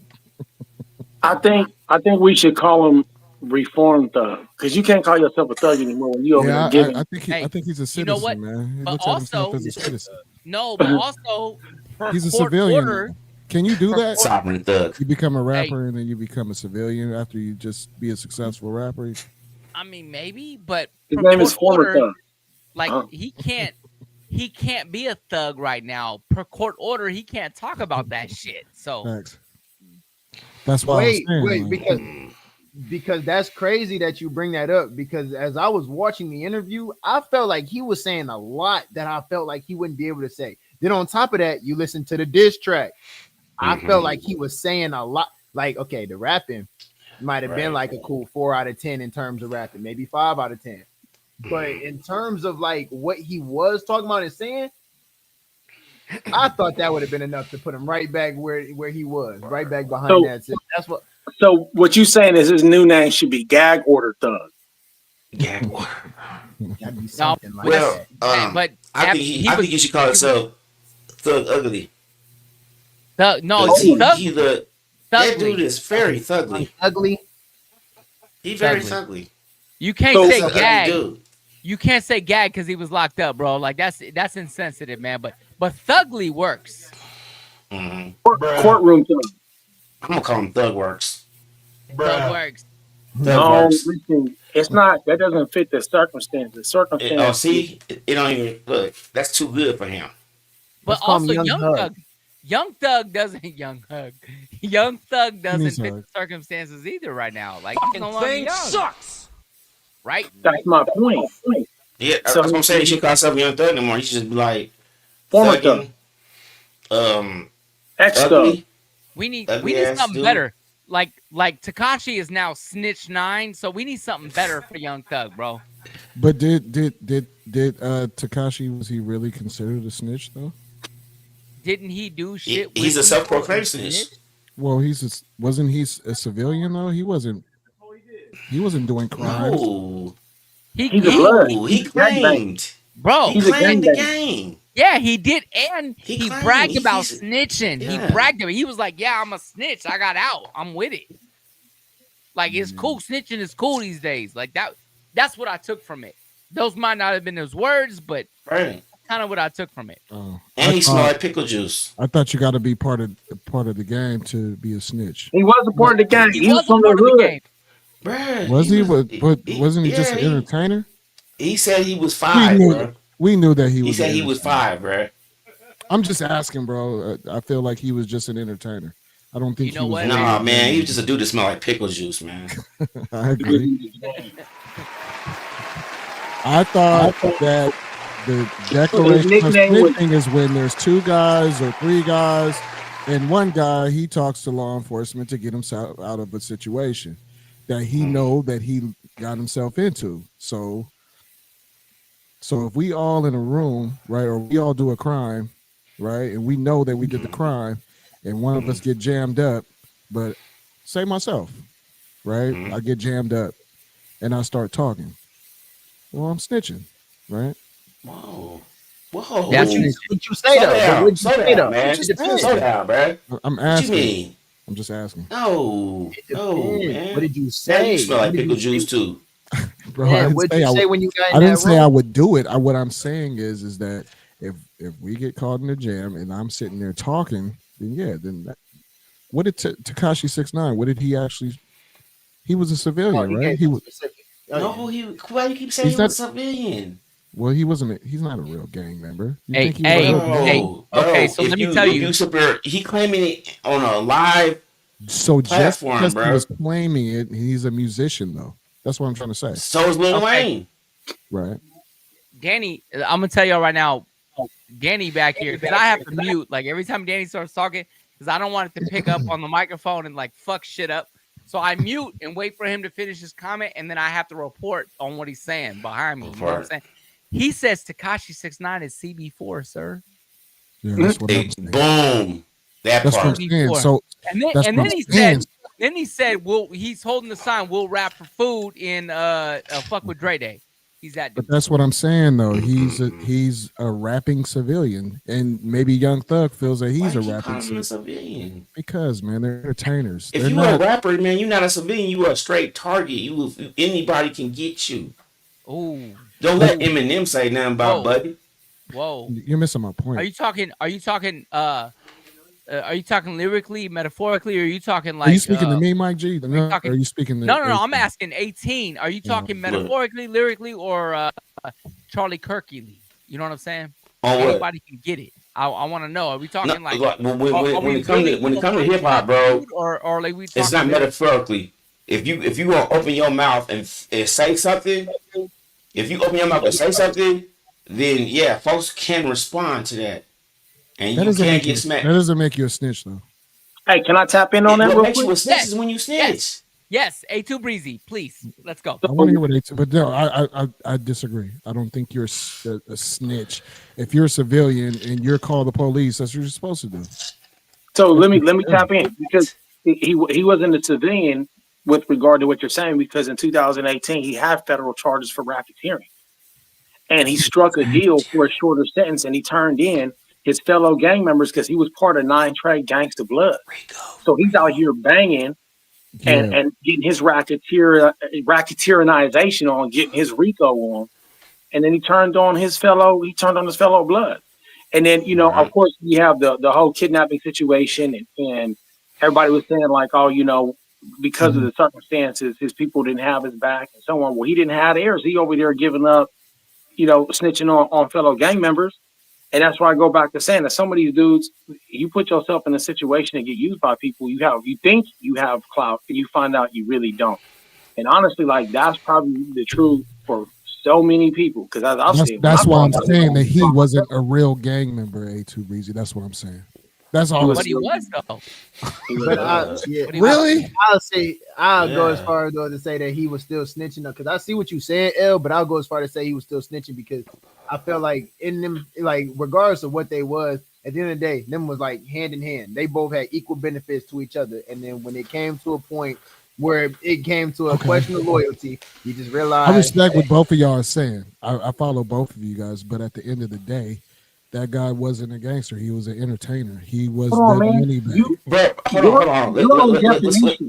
Why you saying that? Hold on. Hold on, A2. But why you saying that? How many rappers be claiming they gangsters? But like, if you're a rapper, you really can't be a gangster because you ain't got time for that shit. You know what I'm saying? Right. My life. Hey, that's exactly I'm just what saying. I'm saying. If you open your mouth, and say that shit, though, 18. That's exactly what I'm saying. Is if you open your mouth and say that shit, though, if you open your mouth and say that shit, bro, you're gonna be held accountable to that shit. And ever since I started rapping, why would he be? Everybody told me that was rapping already. Say anything you say, people gonna hold you accountable for that. Right. L, you just gave an example that now you're refuting your own example. You said, if we all in this together and you snitch on us to give yourself shorter time, and I just told you that he had racketeering charges with his fellow gang members from 9 Trey Gangsta Blood, and he turned on them, and now you said, oh, he's not a real gangbanger. So which one is it, L? He was an entertainer at that time, though. he was involved with racketeering and gave up his fellow gang members. Yeah, if you still doing gangster shit, you a gangster. You may Look, not L, be serious as a gangster, but you let's stop beating around the bush. What's your real issue? Are you feeling for this dude? Like you feeling bad for him? Because you over here trying to throw curveballs. I'm just trying to make sure that we stand on business when because it's so quick to call these artists, right? Call these artists snitches and all that. They're entertainers, bro. At the end of the day. Right. No. So you feel like Young Thug is a snitch? Time out. Young Thug was snitching. Time out. Because we established this shit last week. If you doing dirt with somebody, right, and you roll over onto somebody you doing dirt with, that's not cool. That's snitching. Yeah. That's what this motherfucker did, bro. Is that's doing legit the legit. That is snitching. That's all of what he did. Right. I don't you care. Can't double back now, bro, because we already established what the snitching. Man, I'm just trying to create dialogue and conversation. That's what I'm just saying. I don't care. I don't care if you Vito Corleone or you John Smith down the fucking street. If you doing shit that you ain't supposed to be doing against the law with other people that ain't supposed to be doing this shit that's against the law, and you roll over on them, you're a snitch. But if you're Johnny White Shoes and you in my house and we see some stupid shit going on down the street and we not a part of that and we don't want that for our kids and we call the police, that's not snitching. That's not snitching. There's a difference. If you are part of the stupid I think I said that at the beginning of our conversation. I did. Yes, you did. So the only thing that I was trying to say is like, can we differentiate because these guys are entertainers? No. No. So I see what you're doing, L. I see what you're doing. Yeah, but no. No, I mean when you get to a certain level, right? These guys are successful artists in their own lane, right? And it's like L is trying to set it up right now. Okay, I got a question for you. Nope, I got a question for you. Please. I got a question for you. Please. So Diddy, we all know the high-profile case Diddy just had, right? Right. If all of a sudden Diddy, who was found with all this stupid shit in his house and in his vacation house and all this other shit, and we ain't gonna go into specifics, but everybody know it was very slick. The situation was very slick. If you catch my drift, you picking up what I'm putting down. The situation was slick. Okay. Lot of oil in his motherfucker. And all of a sudden it was greasy. It was weird. It was a very greasy situation, bro. And all of a sudden, he's like, I don't see a way out of this by myself. And he rolls over on Birdman. You know what I'm saying? And it's like, Birdman set the whole thing up. That's snitching. And I don't give a fuck if you an artist or not. That's snitching because you were down with the cause when it benefited you. Okay, I respect that. I mean, that's what we're here for, to debate and have a conversation. Yeah. Like that's what you're saying. And I ain't gonna say you wrong. I ain't gonna say you wrong and take shots at you. Nah, I'm trying to create a level of dialogue conversation. We already know. Just from a different point. You know what I'm saying? Just a different. It's just like when you said Reasonable Doubt. We always go back to this. It's like when you said Reasonable Doubt wasn't a classic album. It's not. It's a good album, but it's not a classic album. Stand on that, bro. You know what I'm saying? It's the same thing, bro. It's just the same thing. If we sat here and agreed on everything, we wouldn't have a show, man. We wouldn't, and shout out to everybody that's watching right now. You know what I'm saying? We wouldn't have a show if we just sat here and just shook hands and patty caked and said we agree on everything, right? Danny said facts, bro. Hey, and let me back that one up. You know what I'm saying? You could even be 100% right, L, and I love you to death, brother. But I'm probably gonna find a way to disagree with you anyway. Nah, that's why we've been brothers for 37 years. You know what I'm saying? Now we just have a platform to where we can get online and talk about it in front of people. I agree with Tracy, man. Tracy said civilians can still snitch. You and me can still snitch on somebody and get them caught up on some charges. Doesn't matter if they are fake gang or gang. It's still gang. Hey, I got a question then. Okay. Do you got a responsibility as a snitch, right? do you got a responsibility to the person that you snitched on? Depends. I'm asking. That What happened depends. to That what depends. happened to A2 Breezy? He'll be back in a second.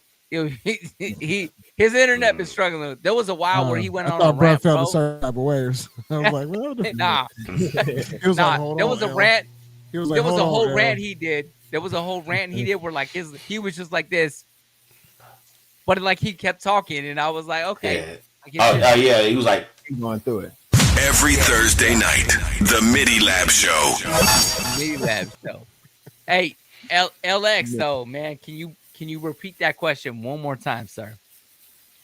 As a snitch, do you have any like responsibilities or obligations to the person that you snitched on? Now, here's why I'm asking this. I watched the interview. I watched Thug's interview, and at one point it seemed like he was a little bit hot because he said, "Gonna sign these papers," and he told everybody that YSL was a gang. That YSL was a gang, right? But Gunna never visited me. Gunna never put money on my books. Gunna never visited my mom. Gunna never talked to my sisters. Gunna never, none of these things, right? The person who snitched on him, he says, never did these things for him after snitching to make it like right. Do you think as a snitch you got an obligation to the person that you snitched on? fuck no. Hey man, I'm not a snitch, so I can't really, I don't know. But let me tell you logistically, like I'm thinking about it, like, you know what I'm saying? If I'm snitching on somebody and I'm in the game, like I probably am trying to, from the movies I've watched, Cass was trying to avoid people. Like when you snitch, you trying to avoid people. No, you don't have an obligation. You snitch, you trying to live. You know what I'm saying? You trying to stay the fuck away from them, bro. Like that's my take on it. You know what I'm saying? You better hide. You better run fucking hide, because if somebody that's serious about they shit felt like you did them dirty, they gonna try to take you out, sir. Like you know when you coming into this as a snitch that your life is in danger, and that's why they have like protective custody and shit like that, and they change. What was Henry something or other from Goodfellas, bro? Where like he had to enter the witness protection program and have a new name and couldn't contact anybody he ever knew because they was gonna get him because he rolled over on everybody. So you have to be prepared for that. My little brother Denny said his homie turned around and ratted his ass out for being a fake gangster. Word. I agree with you, Danny. I'm gonna be quiet about this whole snitching shit. All right, hey, no, for real. No. We can get on some real stuff. Like, you know what? What's more important than that is that, you know what I'm saying? It is post September 8th, and you know what I'm saying? Let's give it up to my boy L. He about to be 199. You know what I'm saying? Happy birthday, my Nizzo. That's how they feel. Hey, look like he just graduated high school though, man. Like he is young than a motherfucker looking. You know what? I want to thank everybody in the chat that's watching. You could be anywhere in the world, but you're right here with us tonight, and we do appreciate that. Hey man, we love it. Thank y'all. It's awesome. Y'all. You know what I mean? I got a lot of snitches. I saw that. Ooh, hey, post that one. Hey, somebody bring that one up. I love that. Somebody bring that. Yes. Yes. There's a lot of snitches out here, man. Oh my God. Oh my Shout out God. to Dog 71. What up, Dog 71? Hey,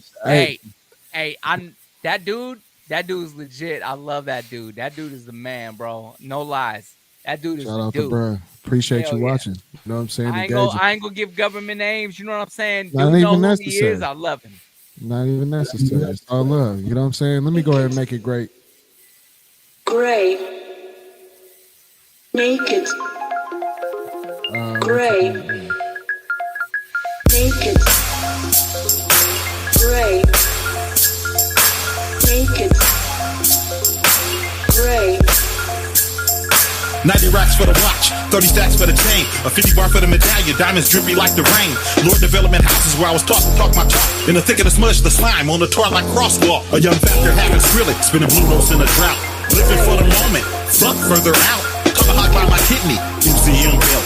Fucker won't beef, I'll make him a patty melt. Come and see you about something. Send my crash tell me he ain't from Japan, but he like to play kamikaze. And your bitch got sloppy toppy off the ginger ale and jack. She got that hot throat with a built-in thermostat. Smoking agricultural vegetation in the Midi Lab Show. In the 2019 with the dealership plates, insurance and registration.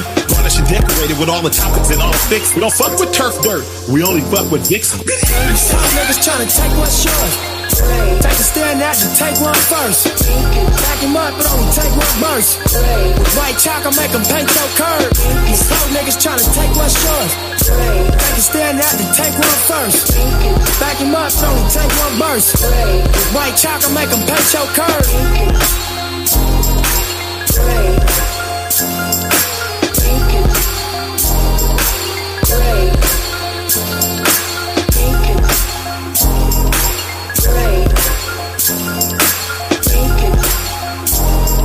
We only drop hits on We Love Radio. Where the other guys go? I don't know. You about to pull up on Saturday, Mike G? Yeah, I'm gonna be there, bro. I'm gonna be there, man. Yeah, that's what's up, man. I haven't seen you since I've been out here. No, man. Yeah, we're going to. Hey, I wanted to ask. What'd you say? No, I was gonna say, man. Dog 71, yo, homie from season tickets. You know what I'm saying? Hey, he from the sevens too. FYI, anybody who don't know, 707 say it backwards. You know what I'm saying? Yeah, so if I ain't got tickets for sale, he got tickets for sale. You know what I'm saying? Like one of us always got tickets. Niner gang, baby. Yeah, for sure. Yeah, man. What's up with that record that you and LXL was working on? Are y'all almost done? That is a great question, and it's not his fault. It's actually the producer's fault, man. The producer been slacking on his shit. He got to like rework. You know what I'm saying? Why are you speaking on yourself in third person? I mean, because you know, Mike Genius is a whole nother entity, sir. Oh, you know what I'm saying? All right, I dig it. Nah, I got to rework the beat, man. You know what I'm saying? Okay. My bad. Yeah, go ahead. You be hitting that applause and I can't talk because like anybody. Like stop all that clapping. Right? Stop it. I just been busy, bro. You know what I'm saying? I was working on a few other things, but that's literally the next thing that I got. You know what I'm saying? Is to rework that beat so that way I can have LXL redo his vocals, man. Because I got an idea for it. It's gonna be fire as fuck, man. You know what I'm saying? And then we're gonna release it. We're gonna release it to y'all. You know what I'm saying? Is it gonna come on here? It's gonna come on here. Yeah, you know, it's City all day, baby. That's what we doing this for. Oh, okay. Yeah, that's dope. That's dope. Cause I wanted to. I was telling 18 that I wanted to do like just one last project. You know what I'm saying? Just one record, just one album that we can play on the show continuously. You know what I mean? Yes, I'm with that. Maybe add to it. You know what I mean? I'm with that, man. So. I'm with that. I know a dude who says he stopped rapping, but I feel he's full of shit because Who's that? You know, GK got them bars, bruh. Oh yeah, that would be raw, man. Hell, dude, he's got to, bro. He's got to. You know what I'm saying? Danny boy. Yeah. You cussing in the chat, bro. And he said, yeah, man, I'm out here, bro. Yeah. Hey, man, and then shout out to Rennie, man. You know what I'm saying, for sending us some of these old school songs, man. Yeah, like we should have a listening session next week. Man, like I wanted to redo Rage. You know what I'm saying? Like that. It was dope hearing that. Like, that brought me back home. And Archangels, I forgot all about that. I know Archangel. I forgot all about that. So that one I have. You And know what I'm nobody saying? knows what we're talking about, so we No. can't go too detailed into it. We just got to play the record and then we'll discuss it. Hey, Nobody knows that song yet. all we need to tell people, man, is that there's so much music that we've done collectively as a group. You know what I'm Right. saying? Whether it's just one or two of us or like the whole clan of us, there's so much music that nobody's ever listened to. Nobody knows exists, man. That it explains who we are, where we came from, and who we came to be. You know. Right. So. Of course. Yeah, bro. And he said he knows that song. Huh? I said Danny said he knows that song. Yes. He grew up with that. Yeah, he I grew up mean, with like he grew up in this shit, man. Like he was. I would come home from the studio, Danny. You got to hear this, man. You got to hear this one. You know what I'm saying? The crazy part is on Rage. On Rage, I know what I wrote. And I know what Chalk wrote. I forgot what L wrote. That was the part that fucked me up because I was getting ready to. You know what I'm saying? We were leaving the house, and I was delayed another 15 minutes. And his verse isn't 15 minutes long, despite contrary to what everybody thinks. L doesn't write 15-minute verses all the time. It was just one time he did that. You know, when he was like, "Oh yeah, spit 8 bars," and he went for 15 minutes, 300 bars and counting. You know what I'm saying? Which And one was hurt that? all of us On what? on the little freestyle thing for the Mini City shit. Oh yeah, nobody's seen that though, dog. No, nobody's seen that. Nobody will ever see that because you won't release it because you don't want to be known as somebody who just murders every. You don't want to be known as Murder L. That's what it is, bro. No, But I will say, Rage, Rage. I've never gone back to a song and been more like, holy fuck, I was outmanned on this shit than that song right there. That it was my song and I don't even belong in the fucking song, bro. Like, nah, man, come on, man. Hey, man. We had fun, man. We were kids, dude. That shit, L murdered that track, bro. It's the greatest shit ever. Greatest shit ever. So, I got a question then. Fucking thing sucks. If you know what I'm saying, if you had to give advice, right, to up and coming rappers who are watching the Midi Lab show right now, yeah, right, about their approach to music, how to attack music, and things to keep in mind, what are some things that y'all would tell? What are some things that y'all would tell people like that who are aspiring to get into music and like really do it and try to take it seriously? For me personally, I would tell people put it out and listen to what people tell you and try to understand where they're coming from because not everybody's criticism is going to be what you want to hear and B legit. Like some people, like they may tell you I think it sucks and maybe it's just not for them because for me not everything is for me, you know, but at the same time, it doesn't mean that it's bullshit. Like there's an audience somewhere. So you have to find a fine line between where people tell you things that are constructive for you as an artist and they're not into anything you're ever going to do because it's not their style, not their cup of tea. Like finding that fine line, that's very important. But put it out for people to listen to. You can never become better if people don't judge your music. That's deep. That's deep. It kind of makes it feel like my fault. I didn't even want to cut you off. Go ahead. No. I'm sorry. And I'll let you go. I was gonna say the best shit I ever heard about my music wasn't that I'm the dopest or like my bass lines are the best they've ever heard. It was none of that. Some dude told me one day in my first year of making music, all my shit sounds the same. And so I took that and I was like, I was offended at first. And I was like, you know what? Instead of being offended, I'm going to make something different. And the next time I see this dude, I'm going to play him this other shit and be like, this sounds nothing like the other shit. What do you think? And when he heard, he goes, oh, damn, you actually listened to what I said. And I was like, well, yeah, bro. Like, it offended me that you said all my shit sounded the same. So I figured I would change shit up for you. And he was like, that's dope. Keep doing that. Make something different every time you make music. And you can always appeal to a different person as a result. And after that day, I never saw him again. That was the crazy part. It was almost like he was an angel, you know what I'm saying, sent from God to teach me how to make music to fit to everybody's perspective. It was the dopest shit I ever heard, bro. Damn. That is dope. I mean, and I would say just be yourself, learn the music business, try to figure out a way to do it yourself.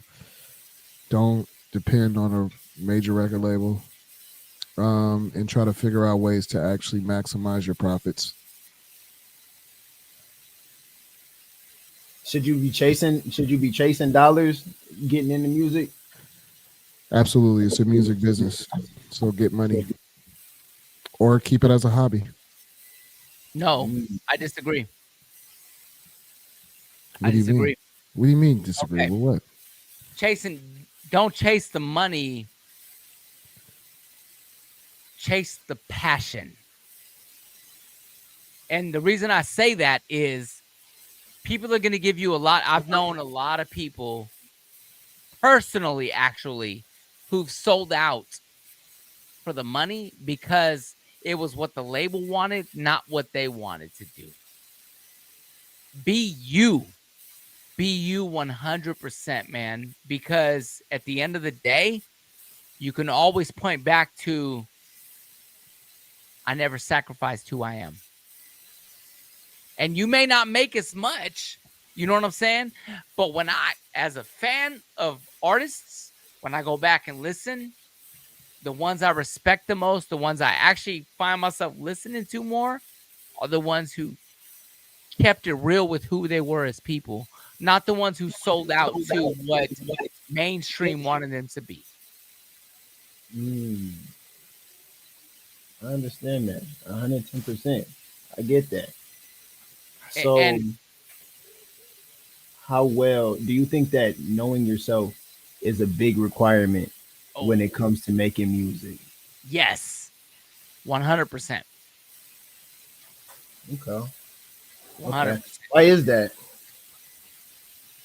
You can't appeal to an audience if you don't know what it is you're trying to put out. My personal opinion is it's hard to appeal to an audience if you don't have a vision or a direction of who you are and who you want to be. All of us, me, L, 18, and even A2 Breezy, who seems to be having technical difficulties, currently. We all knew who we were. We had a pocket and we would push the envelope, but we always stayed within the pocket of who we were, as musicians, as entertainers, as artists, whatever you want to call us. You have to know what you're good at, and you have to know where your audience is. And if you feel like where your audience is you don't vibe with, then you're not doing the right thing, man. You know what I'm saying? I would totally agree with you. And you can only sell to your friends and family for so long. Hey, that is 100. So don't, if you're promoting to just your friends and your family, it's only going to go so far. At the beginning, they're going to love it. They're going to support it and stuff like that. But then after a while, you're going to start to see, like, is this even working? So, well, they may always love it and support it. But the thing is, you need to find people who challenge you, man. Like people who don't just kiss your ass. What you don't need, I will tell any artist, what you don't need are yes men. That's 100% what you don't need is yes men.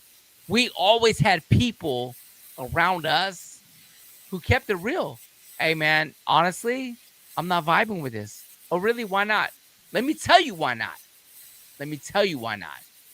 And you have to have an open mind and listen to what it is that they're telling you, because people who kiss your ass are never going to be 100 with you, man. Like, they're going to tell you what you want to hear. I don't need those people in my life. I got enough of that. My mom and my dad, they love everything I do. And maybe because it's dope, but maybe it's because they love me and they're just happy to see me invested in something positive in life. You know what I'm saying? I don't know. What I want to know is, why don't you like it? And I may not agree with you. I may tell you, you know what? That's what your vision of where I want to go is not where I want to go. And that's okay too. But at the same time, same token, I need to know where my worst critic lies, so I know if I'm capable of doing what it is that they are looking for from me. Right. Okay. That's real. That make a lot of sense though. Go ahead, 18. Go ahead, 18. Jump in. I want to hear what you Oh, got. no. I wasn't gonna jump in. I was just saying that's real though. I agree with Mike saying. Man, but you from your like specific standpoint of being like an artist and stuff like that, and on top of that, you've been making big moves like with like your record like label and stuff like that. What are some core things that you would tell people who are rapping to keep in mind as they are making music? Keep in mind that every label is Rape You Records. You know what I'm saying? You should work for yourself. Amen. I've been signed to 2 labels, and the best label I ever had was my own. You know what I'm saying? Where I control what's going on. You know what I'm saying? No one can tell me what I can put out or put in. You know what I'm saying? And another thing is like, if you feel like being an entertainer is your goal or your avenue, don't give up. Don't stop. Keep going. You know what I'm saying? One day your hard work is gonna pay off. You know what I'm saying? You don't believe me? Ask Kendrick Lamar. You know what I'm saying? Just keep going. You know what I'm saying? Keep making content. Keep making music. You know what I'm saying? Eventually, one of them things gonna bop. You know what I mean? Especially if you're an artist that is really true to your craft. You know what I mean? And that's another thing. Stay true to your craft. Don't veer off and do what. Yeah, it's crazy. It's good to get criticism and take advice. Take that advice, but don't veer off from your own craft. You know what's crazy? Just to piggyback off what you were saying, 18, is like every time, either whether it was me and Mike trying to make a beat or we hear something we're inspired by, let's just say Dr. Dre, or we inspired by Rick Rock, and we'll try to make a track that's kind of similar, and it never came out right until we made the music that we were comfortable making and sounding like, and it always worked out. You know what I mean? Right. So, yeah, don't veer off. Don't try to sound like somebody else. It doesn't work ever. Create your own sound. Create your own base of people. Build a dope team, and move forward. You know what I mean? And get past family and friends. That's the biggest obstacle. Get past family and friends. You know what I mean? They're there to support you, but don't depend on just them. You know what I mean? You got to actually spread yourself out a little bit and try to create, step into those spaces that's kind of uncomfortable. Yeah. The other part of that is use those haters, man. You know what I'm saying? People are going to hate you because you're you.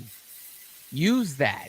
When I was young, I got into trouble, and my mom and my dad, they sent me to see somebody whose job literally was to scare the shit out of me. You know what I'm saying? To keep me out of getting in trouble again. That was his whole focus. That was his whole goal. So he asked me what I wanted to be, and I said a musician. and I might have been like 12, 13 years old. And I already knew at that point I wanted to be in music.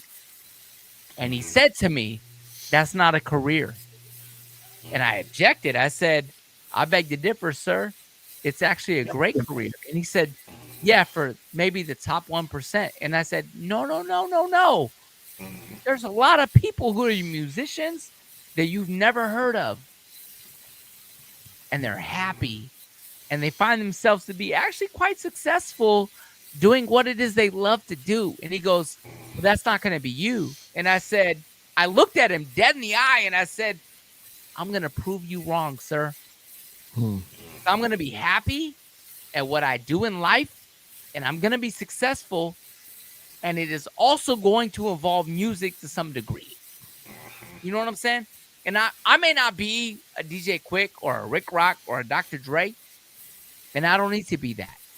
Because A, I got a career outside of music that provides everything I need to be able to buy the thing I need to do music. And I'm still happy working on music. Word. So he can go fuck himself with a fat ass dick. Because come on. I'm sorry.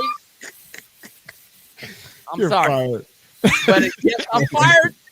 But I'm also rehired because you know what, man? All that dude did was propel me to really I know, but prove him damn, wrong, right. bro. I just wanted to prove him wrong. So I understand that. Yeah, man. You know what But I'm we saying? have to watch what we say on here, bro, so we don't get flagged, bro. I don't want to get flagged. My apologies, YouTube. I'm sorry. Like, Yeah, apologize to the YouTube guys. All he did honestly, sucks.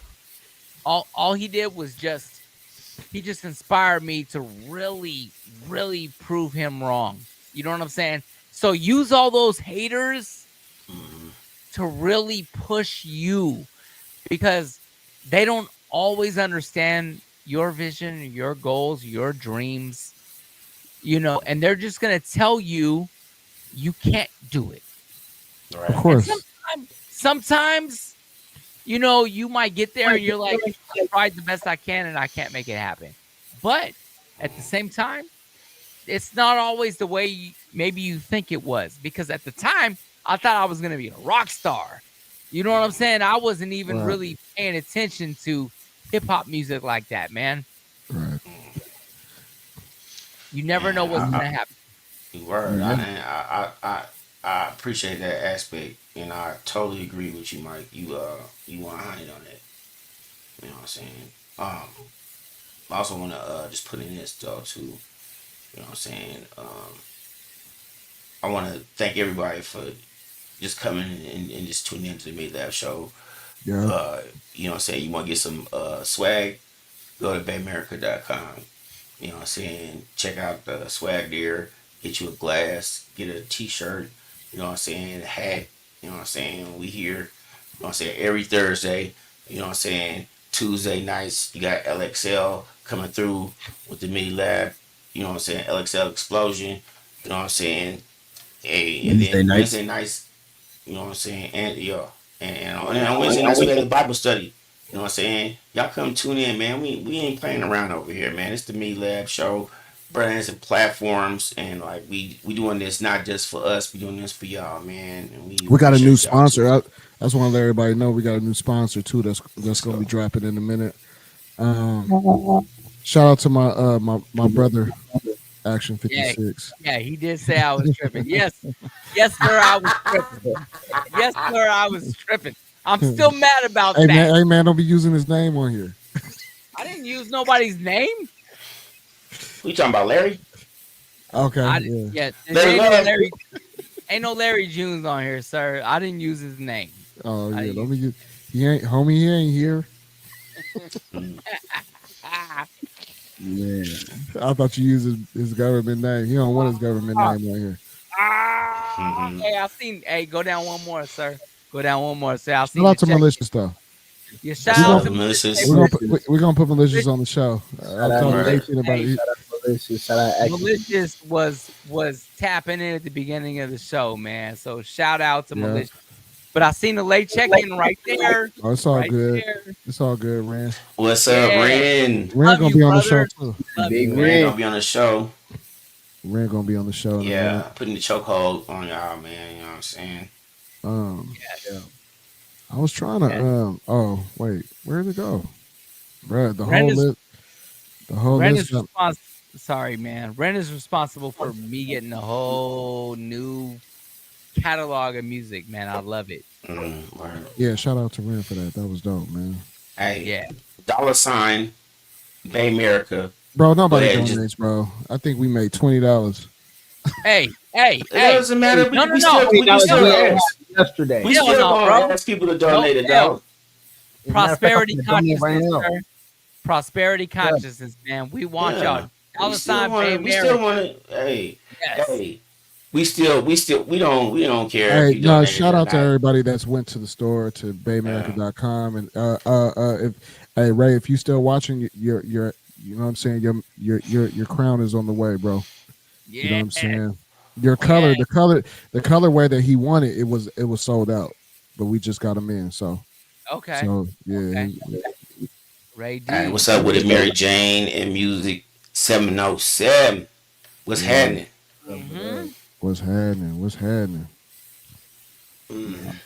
Word. Yes. We actually went over. Yeah.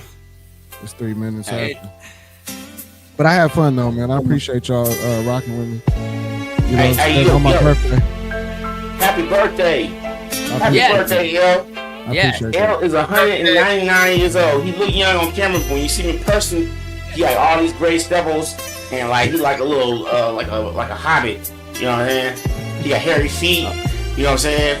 Every Thursday night, the Midi Lab Show. Thursday night. You know what I'm saying? Doing this hobbit thing. You know what I'm saying? Look at and I'm older than him. So we love y'all, man. Thank you for tuning in, man. Left the shadows behind, now I'm here to stay. Positive vibes surround like a gentle breeze. Got my heart open wide, I find lovely every day. In the right direction, watch me rise. No more negativity, I've cut those ties. Shining bright like the stars in the night. Oh, I'm doing fine now. Breathing my life, filling my soul with the love I provide. My love is better, I'm breaking free, embracing the journey that's waiting from you. I'm here to rise, rising higher, feel energy rising. Every step I take, there's a brand new day. Oh, I'm shining.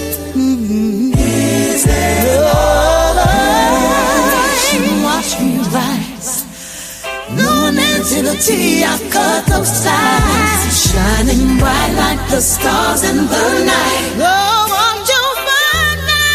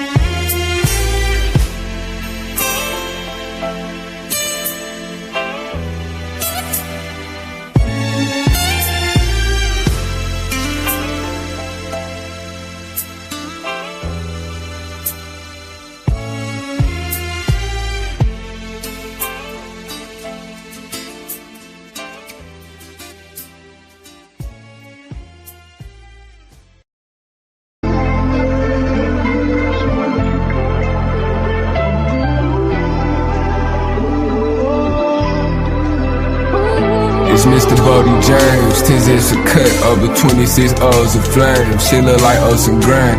All of this shit a nigga overcame. Shout out to my OG Crane, overcame. I stretch the money till a nigga wrist broke and sprain. Quick to curl you out, got enough shooters to coach a game. Sipping perk, count cash while I'm on the plane. Whipping to work with the same hand I pour the drink. I need a pill to calm my stomach, help console the pain. 500 grams of Superman, 2 bricks of Lois Lane. Just took your whole life savings and blew that on the chain. He sell weed, I sell blow, now we on pro the same. Same as I want for myself, same as I want for game. I'm still that same game man, but talking and calling slang. I had to grind, had a lot of money on my mind. Started off with a jar full of dimes. Started looking for love, it was all for me to find. Bitches tell me they love me, I never believe them lies. These niggas tell me they love me, I never believe them lies. I promise if you my brother, then I just want you to shine. I had to grind, had a lot of money on my mind. Started off with a jar full of dimes. Started looking for love, it was all for me to find. Bitches tell me they love me, I never believe them lies. These niggas tell me they love me, I never believe them lies. I promise if you my brother, then I just want you to shine. Tell me they love me, I never believe them lies. I'm from a city where they taking shit. Hollywood action, I'm confused for no famous shit. Wear the wrong hat, you get laid out where the pavement is. Welcome to the West where you cut probably lose your brain and shit. With kids turning to killers, cause they dealing with some pain and shit. Probably wouldn't bang and shit if Pops was still alive. Instead I'm playing with a shank and shit. Should've been in class, instead I graduated flaming shit. Homicide was knifing for her baby, I was taking shit. Ain't nobody saving us, we caught up in some dangerous shit. Our older people wanna see us dead for trying to make a way. I ain't wanna ride nobody motion, I'll go make a way. I ain't wanna sign, cause when I do, they start acting gay. I don't even swing that way. Hustling for pennies, making sure my mama bills was paid. Dreaming of a Rari, hilltop with a golden chain. Promise I'ma see 100 mil before I see a grave. Promise I'ma see 100 mil before I see a grave. I had to grind, had a lot of money on my mind. Started off with a jar full of dimes. Started looking for love, it was all for me to find. Bitches tell me they love me, I never believe them lies. These niggas tell me they love me, I never believe them lies. I promise if you my brother, then I just want you to shine. I had to grind, had a lot of money on my mind. Started off with a jar full of dimes. Started looking for love, it was all for me to find. Bitches tell me they love me, I never believe them lies. Niggas tell me they love me, I never believe them lies. I promise if you my brother, then I just want you to shine. Every Thursday tell me they love me, I never Midi believe Lab them Show. lies. You are now watching the Midi Lab Show.